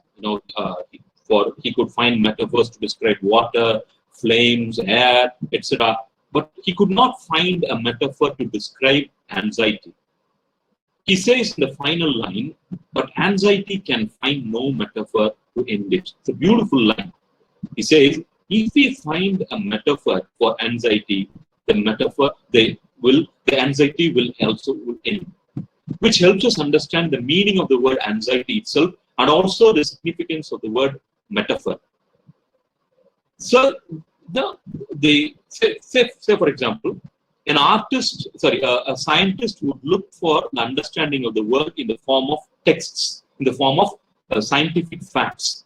But an artist would look for the meaning of the text in the form of metaphors. When we are able to give proper metaphors, it means we are aware of it. We have complete understanding of it. So when a person has complete understanding of what he is being anxious about, he will be able to give a metaphor to it. And when he has that awareness, he is no longer anxious. So that is how the poem concludes. So by doing a close reading of this text, we find the meaning of the text within the text itself. And that meaning of the text exists in the form of different layers of metaphors. So this is how a formalist or a new critic would approach a text.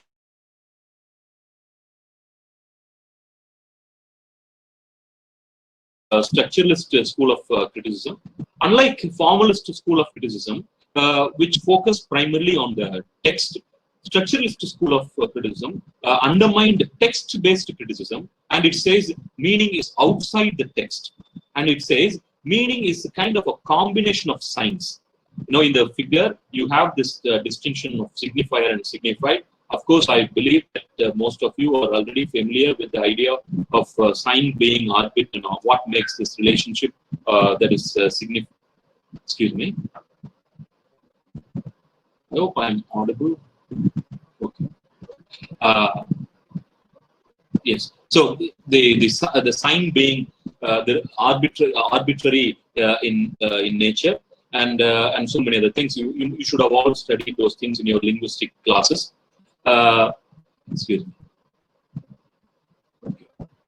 So we have structuralism believing that meaning lies in the combination of signs. That's what I told you. So meaning of the text could be understood. The meaning of the text could be understood by understanding the structures, and these structures are imposed by our way of perceiving the world. This is the primary understanding, primary focus of structuralism, school of criticism. Okay, what these fancy terms really mean, we'll discuss now.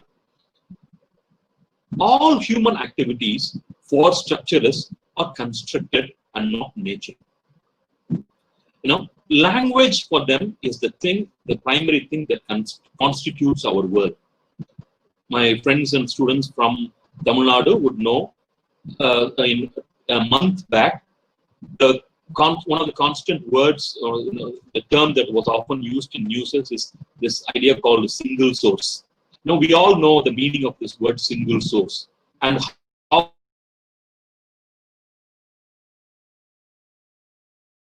this single source, the word single source created is they believe that this way of coining ideas, coining words to describe constitutes the world around us. this language is being constituted by these coinages of words. In a year back, nobody would have realized or heard about this word pandemic. Of course, we would have heard about the word pandemic, but pandemic is something that existed somewhere else, not for us. But today, for us, this language term called pandemic is something that pervades us, but something that gives meaning to our existence in that too inside four walls. So, for structuralist school of criticism, meaning is something that is not is inherent inside a text, but it is attributed by someone else from outside. And as the concept of arbitrariness, which you would have studied in your textbooks, of signified and signified, meanings are always relational, and this arbitrariness of language is something that connects the sign with the external world. Okay, let us do away with all those technical terms and go directly into what we are primarily here to do. How to do a structural reading of a text. First and foremost, we have to understand the fact that poetry cannot be understood in isolation. Unlike formalist school of criticism, structuralist school of criticism insists on the idea that poetry has to be understood in connection with other ideas. It has to be always intertextual in nature, because meaning is attributed. We have to have a proper intertextual and intersemiotic understanding of the text, and the text has to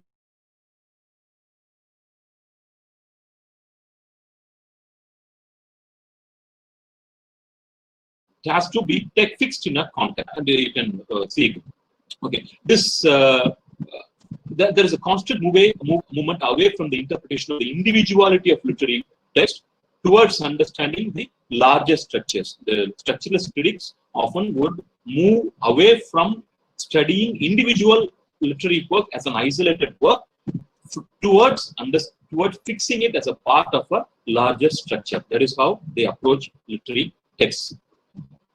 To give you an interesting example of how this emerged, I don't want to, as I already told you, go into the individual works of Ferdinand de Saussure or Claude Lévi-Strauss or others, but just the main idea for you to have some clarity.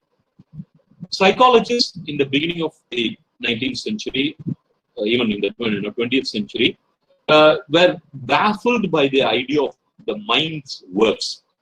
They were not clearly, they did not have a clear understanding of how mind works. Of course, a doctor would understand in the beginning how the human body works and the function of each part of the human body. But how does mind works?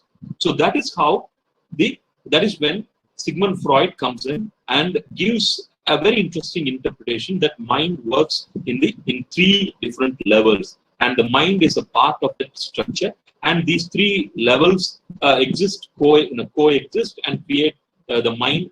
And he also gives the definitions of these three levels of our mind and so many other things. Similarly, Ferdinand de Saussure would give idea of the working of language, long and parole, and Lévi-Strauss would insist on the idea of cooked and raw, and study of culture and civilization and nature of raw.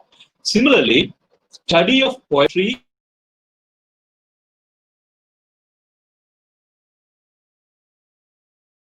these patterns. Say, for example, Northrop Frye, an interesting poet, would study how there were transcendent genres. He studied genres based on the climate or something like that. I don't want to go into that. We'll go directly how the structuralist critic would approach a text. Okay. Okay. Structural reading of a text involves the tracing of patterns. This is one example I normally give to my students. I ask some of my students to find a pattern that we find in Rajini movies. In all these movies like Annamalai, Pachaiyappa, Arunachalam, and Shivaji, there is a pattern. We all are already familiar, and even like the hero, there is Rajinikanth, the protagonist, who may be a rich person in the beginning or maybe a poor person in the beginning, but at one point of time he loses everything and he regains everything again in a single song. That is the one single pattern that we normally find in all these movies. A structuralist reading of a text would try to do a similar act.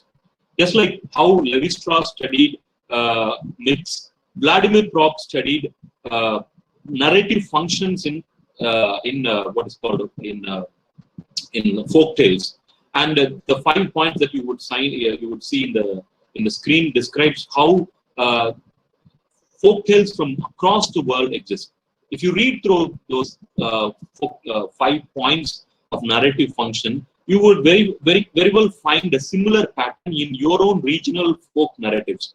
Even in the case of Ayyappan Kalai and also in various narrative structures, you find a similar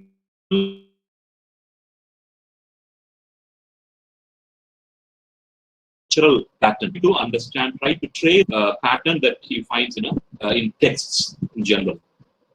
Okay, that is how structuralist critique would study. We move on to the post-structuralist school of criticism.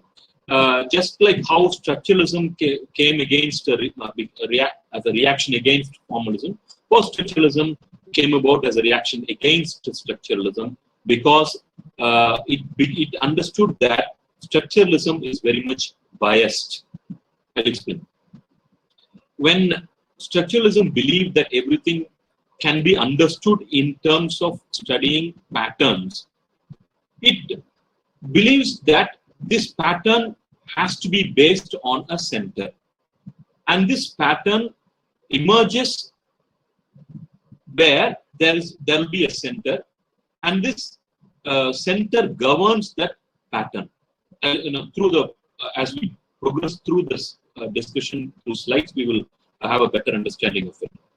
And the post-structuralism questions this biased principle of binary opposition, which exists in the form of center versus margin. Structuralism, it de-centers the text. One of the most important school of thought in post-structuralist school of criticism is deconstruction. Okay, so this is how different kinds of binary opposition existed. On the left side of the screen, you would see 5 centric perspectives on world. This is how anthropologists would discuss the civilization. In the beginning, people understood the world theocentric in nature, where God was in the center.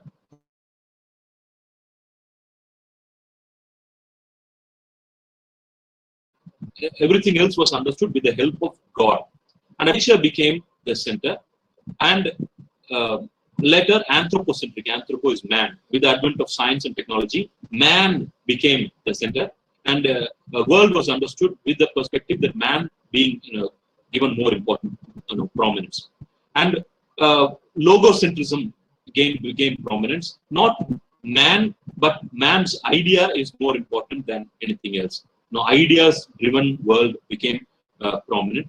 And later, not any ideas can be given prominence. Only European ideas are important. So, center moved from logo, that is ideas of the world, to European ideas of the world. So, this is how world emerged from different stages of centric societies. Structuralist school, when we think about it, in a way studies the world using these centric principles. Fortunately or unfortunately, this centric principles only creates binary oppositions. Those people who believe in God versus those people who do not believe in God. Those people who are European, those people who are Asian or other part of the world. This is how this binary opposition was created because of structuralist school of criticism, and post-structuralist school of criticism question this principle. When we think about it, Derrida himself was a Jew, and he grew up in Algiers, and as a Jew who grew up among the Germanic population, he understood the trouble, the pain of being marginalized and the pain of being subjugated towards boundary. So he, in a way, it also helped him create this deconstructive school of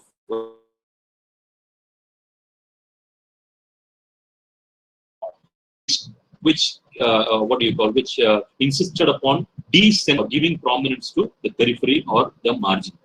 So what does a post-structuralist critic do? He would read the text against the text itself. Traditionally, we are all taught to read text as something very sacred. We are introduced to reading Shakespeare as if we are reading a very holy text. Our professors, teachers would insist upon the idea on us that all these are great and fantastic authors, and their world and the word are true and are so very meaningful and so very eternal, so very important for us. So that is how we are all introduced to the author and also the text, which gives prominence to both of them. And with the privilege given to the text and the author, they sometimes hide certain inequalities in those texts. Unfortunately, we tend to forget those things because those things are given prominence, those things are given preeminence over other minor issues. Post-structuralists would first and foremost reject that idea. They would read the text against the text itself. And they would look for aporias. Aporia is gap. They would look for gaps in the text. They would take a text which people consider is structurally very strong and good, and they would look for the gaps in the text. They would poke the the finger into the hole, and they would break the text into pieces. They would dismantle the text. How do they do that? They do that by believing in this principle called the difference or difference. Post-structuralist idea believes in the idea of difference. There is impossibility of meaning in a text. For them, as we have discussed,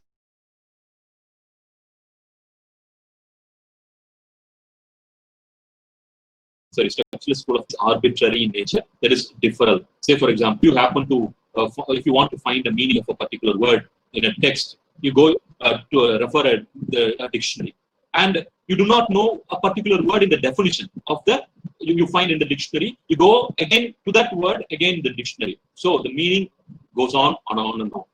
And when you think about it, meaning, just like how they how it was discussed as something that is attributed, post-structuralist slowly begins to explain that there is no meaning at all in the text, and they would decenter the text, and they would subvert the oppositions and hierarchies in the text. In a text where a European white male is given prominence, and you will find a minor character, maybe an African American in the character, who's not given that prominence. A deconstructive reading of the text would give prominence to the African American woman in the text rather than the male white character. Say, for example, what happens when Caliban becomes a hero? We all must have been already familiar with perspective of Prospero and Tempest. In fact, Aimé Césaire himself has written a very interesting text called Earth Tempest, with this perspective. So, post-structuralist reading of Tempest would prompt us to understand, to make Caliban important. And similarly, this also interestingly gives inspiration to new historicist reading. They would ask why witches had to live in heaths when princes and kings and queens, even evil, wicked kings and queens, have to live in palaces and mansions. Why is it that witches have to live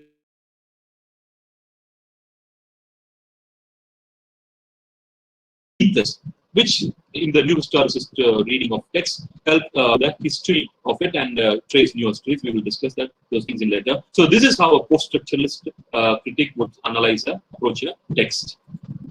Okay, new historicist reading of a text. Okay, these are some of the things that ask us why it is important for us to go back to history to study the difference between old historicism and new historicism. We will have this discussion sometime later. Okay, We began our discussion with new historicism, which is in the text alone. But with the advent of new historicism, history is brought once again back into the literary studies. Literature is decentered, and a very interesting aspect of analysis is this: historicity of the text and the textuality of history. Again, going back to my own experiences in my classroom, in one of my earlier sessions, now I had an informal discussion with my friends about a very funny line that that I heard in a Tamil song. The Tamil song goes like this: "Winner, winner, chicken dinner." It's a very funny line. Some of my colleagues may not have heard this line, may not know the meaning of this line. It may sound also very funny. Winner, winner, chicken dinner. The idea is, this is again a line that is very prominent among the youngsters today who are familiar with PUBG game. Just imagine this.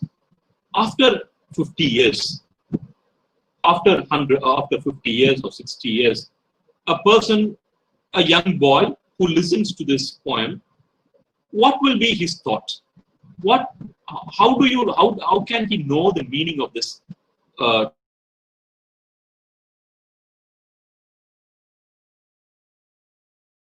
chicken dinner? Can, of course, have a discussion with people of the past. He can go back to some of the ideas that are related to PUBG and so many other things, and come to have a brief understanding of what PUBG is, how PUBG was so very popular among youngsters of his career that it became a part of the cultural aspect, cultural studies, and something like that. What I'm suggesting to you is, if in the future someone wants to know the exact meaning of this word, he has to do a parallel reading of literary and non-literary text. He must, on one side, do a research on the text and also have a parallel reading of non-literary text. Something like how we do in new historicism today. When we want to understand some of the interesting ideas or words used by William Shakespeare, our understanding is not something that is relegated to the study of the text alone, but to have a parallel reading of non-literary text also. I'll give you one simple example, and we'll move on. This interesting play called Henry Ford Part 1 has this interesting character called Falstaff. New historicist reading of Falstaff's character has given a very interesting research perspective of it. In Invisible Bullet, Stephen Greenblatt discusses this in detail. Perhaps you can have an informal discussion later with your friends, or maybe even with me later. Okay. So in that text, he tries to trace how people in England who are contemporary of Shakespeare experienced the social scenario then, which was filled with the stories of Christopher Columbus and Sir Thomas Harriot, who went on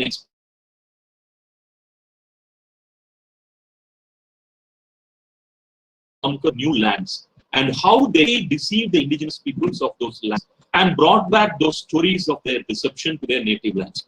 William Shakespeare was so very inspired by these stories of cunningness of Christopher Columbus and Sir Thomas Harriot that he wanted his own character, Falstaff, as a reflection of Sir Thomas Harriot and Christopher Columbus. And he made Falstaff as a mirror image of those two characters. So New historicist reading, by doing a parallel reading of his, Henry Ford Part 1 and other texts like Egregious Popish Impostures and other texts during that period of time about Sir Thomas Harriot and other texts, we have a very interesting perspective that Falstaff is Christopher Columbus and Sir Thomas Harriot. So this is how New historicist school of critics would approach a text. Subha, do we have enough time? Okay, maybe I'll rush through. I was told that I could go on up to 1:15. Hello? Okay, sir, you have time. Yes, yes. Yes, carry on, sir. You have time. Yes, thank you. Thank you. So let's move on to, we'll rush on to other school, Marxist school of criticism. You can see this image in the screen of ship. Some of you might have already heard about this interpretation given towards Marxist understanding of society. The right side of the ship shows the structure of the ship, the working of the ship. For those of us who have watched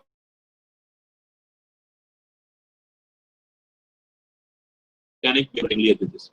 In the left side, we have people who are aristocrats who enjoy life, party, and have fun. And this exists in the upper deck. Upper deck is the place where people have fun, upper part of life. On the other hand, we have this lower deck, which is full of movement, full of people working, and this people's labor makes the ship move. But those people who are rich and aristocrat, they enjoy and have life full of fun and mirth, but what they do not make the world move. This is how a Marxist would approach a text. But the problem lies here. If there is a hole or a break in the ship, the first person to get affected is the person who lies in the lower deck. When pandemic came about and lockdown announced, people who have money, they went and shopped and they piled upon resources. People could even survive for months together because they have money. And now they stay home inside, they watch Money Heist, they watch Netflix series, and they have fun. Imagine the kind, you can of course imagine the kind of plight of the immigrants, people who have to walk miles and miles. There are stories about how they. But 6 months before, Tamil Nadu moved because of the effort made by the by the workers who have come here as immigrants. This is how the world understands the society. Which we have if we have Marxist perspective.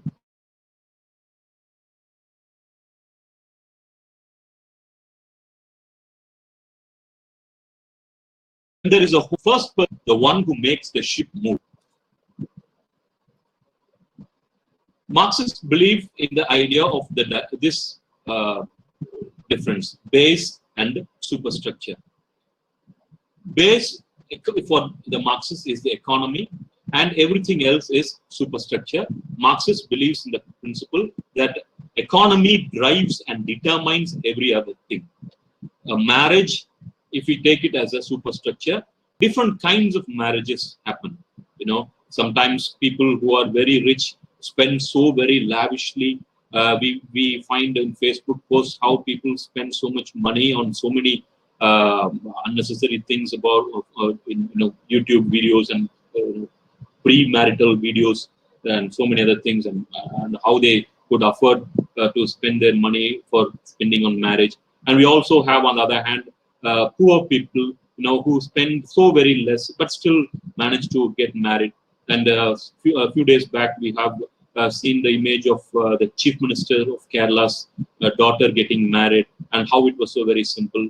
And the idea is this: Marxist belief is that there are so many structures in the human in our life, and this superstructure is all determined based on the idea of economy. And we will discuss these things in coming slides in detailed manner.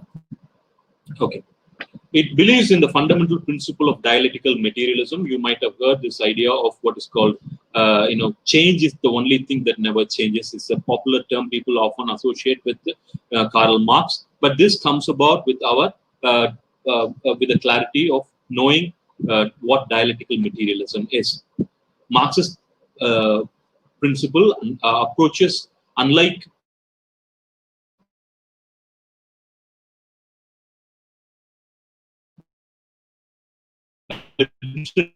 like philosophy in nature.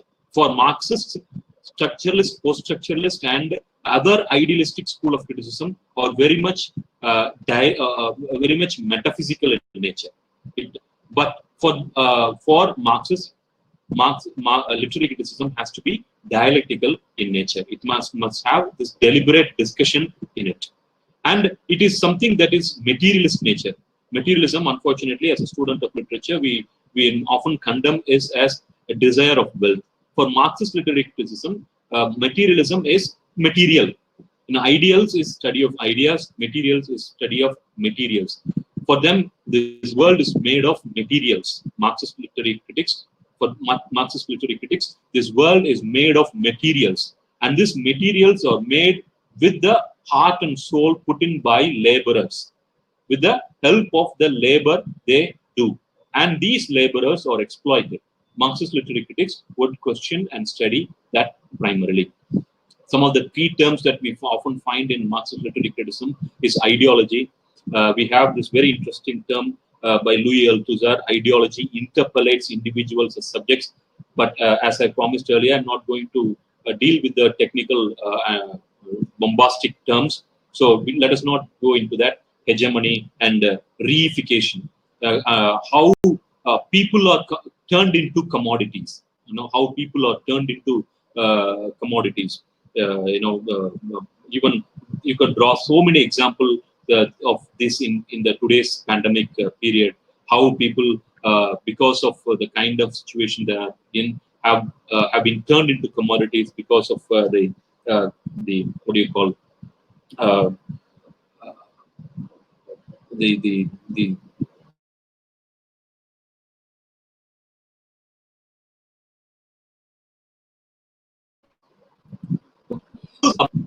he would first and foremost have this clarity that there is a cultural and aesthetic, the cultural and aesthetic practices have a very serious relationship between economic conditions. They will not look for aesthetic elements, but they will look for the reason behind the use of those aesthetic elements, especially with economic perspectives. He would discuss how people in slums, cherries and other are described as against people in rich mansions. How the dress they wear, the description of the dress they wear, the description of the character traits of these people.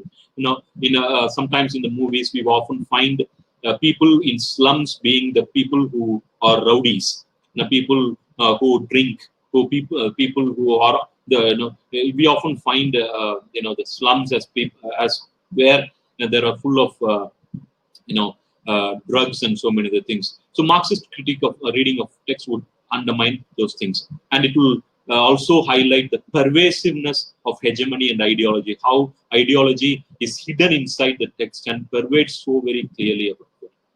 And literally, Marxist literary critics would highlight these three alienation of laborers: the alienation of the worker, the design. Today, the design of the product or how it is produced are determined not by the producers, that is the workers, the laborers, but by the capitalist class.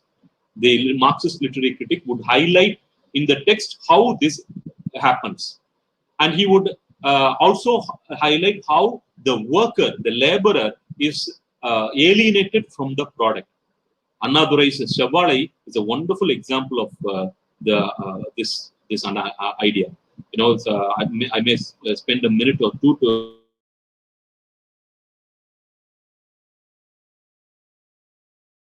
the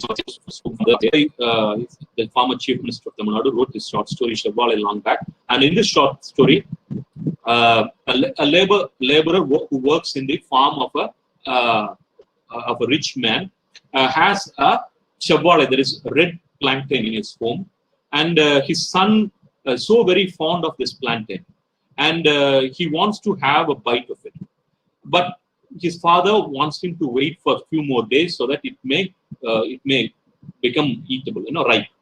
So the boy every day comes home from school and eagerly looks for the day, when he could have a bite of the Shavalai, that is the plantain. On one fine day, one unfortunate day, I should say, the landowner, the farm owner, has function in his home. So he asked his laborer, the person, to cut his tree and have it as an ornament in his home. The boy who comes home is totally disappointed that the tree is not there, and he could not have a bite of it, and he becomes totally dejected.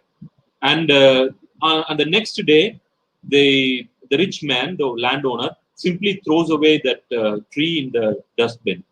And the boy, and there is a shop owner, there is a small shop, and the owner of the shop gathers that flower and keeps it in his shop to sell. The same boy goes there, spends some money to buy the plantain to have a bite. That is how the story ends.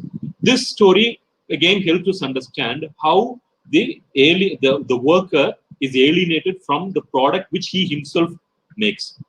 Again, Marxist literary critics would study how the workers themselves are alienated from other workers in the name of bonuses. You know how these things are described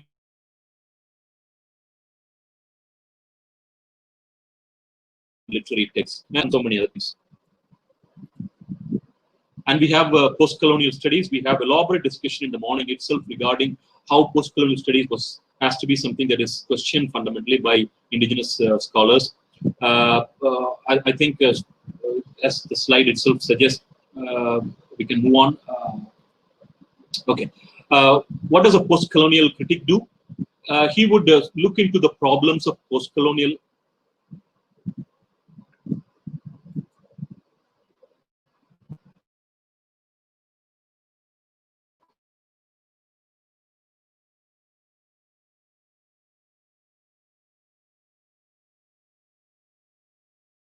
different from literary theory. And we also have discussed in brief the timeline of literary theory, and we have also studied in brief formalism, structuralism, post-structuralism, Marxism, new historicism,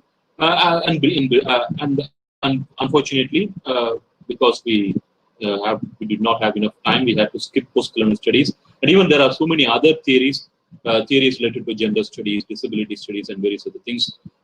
Perhaps, if time permits, we can meet in some other forum and have a detailed discussion later. Okay, with that, I come to the conclusion. Okay, thank you. Thank you. Thank you, Professor Prabhu. That was a very wonderful lecture, and definitely we believe that this lecture would enhance our theoretical knowledge in literature. And personally, what I have seen in the chat box, the way you deliver the lecture energetically, it's really inspired us.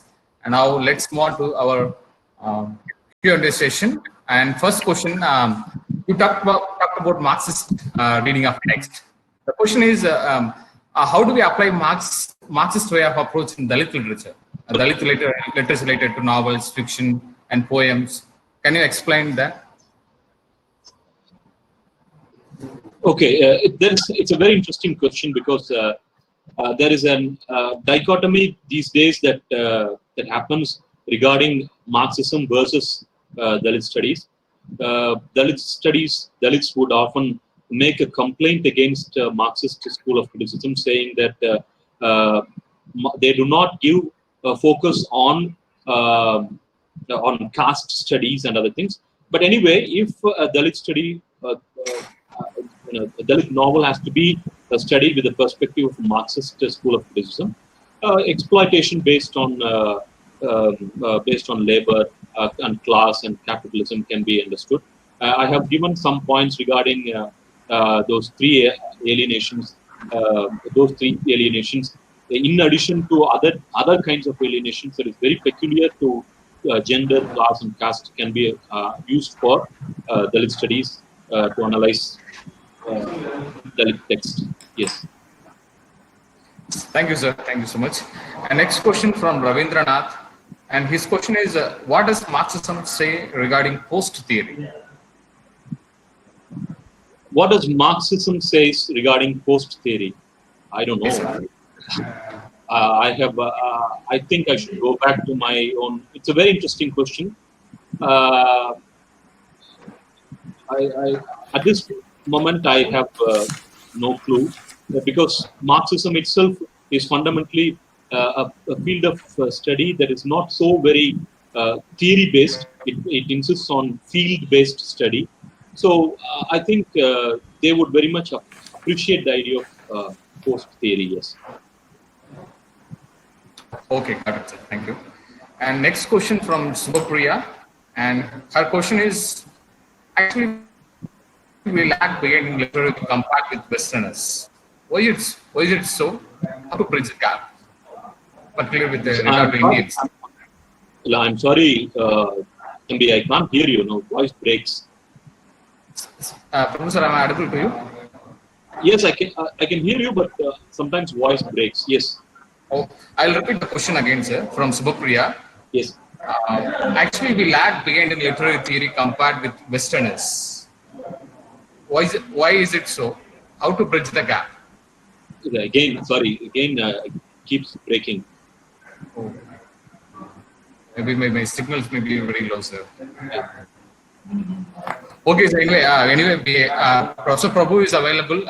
You can contact with personally with email, and he's available every time.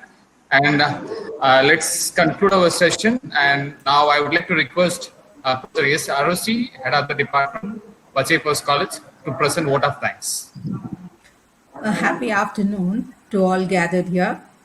I stand before you with a heartfelt thanks for the success of this webinar. I extend my heartfelt thanks to our management, our principal, colleagues of my college, and faculty members of various other institutions. I warmly extend my thanks to our keynote speakers who took us on a swirl across the timeline of the history of literary criticism. Indigenous storytelling, with their own retelling of history, the voice of the voiceless is being heard. Though there are miles to go before we comprehend the layers of the lay beneath, they are our work of art. Professor, thank you for brainstorming us with the information and facts about indigenous literary theory, unraveling the path less traveled, and has given us hopes, scopes, and insights on the patterns and values that so long lay suppressed and unheard. My warmest and heartfelt gratitude is due to you, sir, for your instant consent to share your busiest time here with us. Thank you, sir. Dr. Prabhu needs a special thanks for his address, spanning the whole of literary criticism more vividly in a very short time given to him. For some people, we must find time and thank them for making a difference in our lives. You are one such person, Dr. Prabhu. Thank you. My pillars of faith and my crown beauty is my department. I borrow the African adage, I am here because we are, to describe you. To each one of you in my department, my warmest thanks. Our roots run deeper. Social distancing is a mere mirage. Thank you once again. Now to my two steering stars that show us paths when stuck in mundane activities. My warmest thanks are due to Dr.Subapriya and Mr.E.Asaithambi, who piloted this webinar towards success.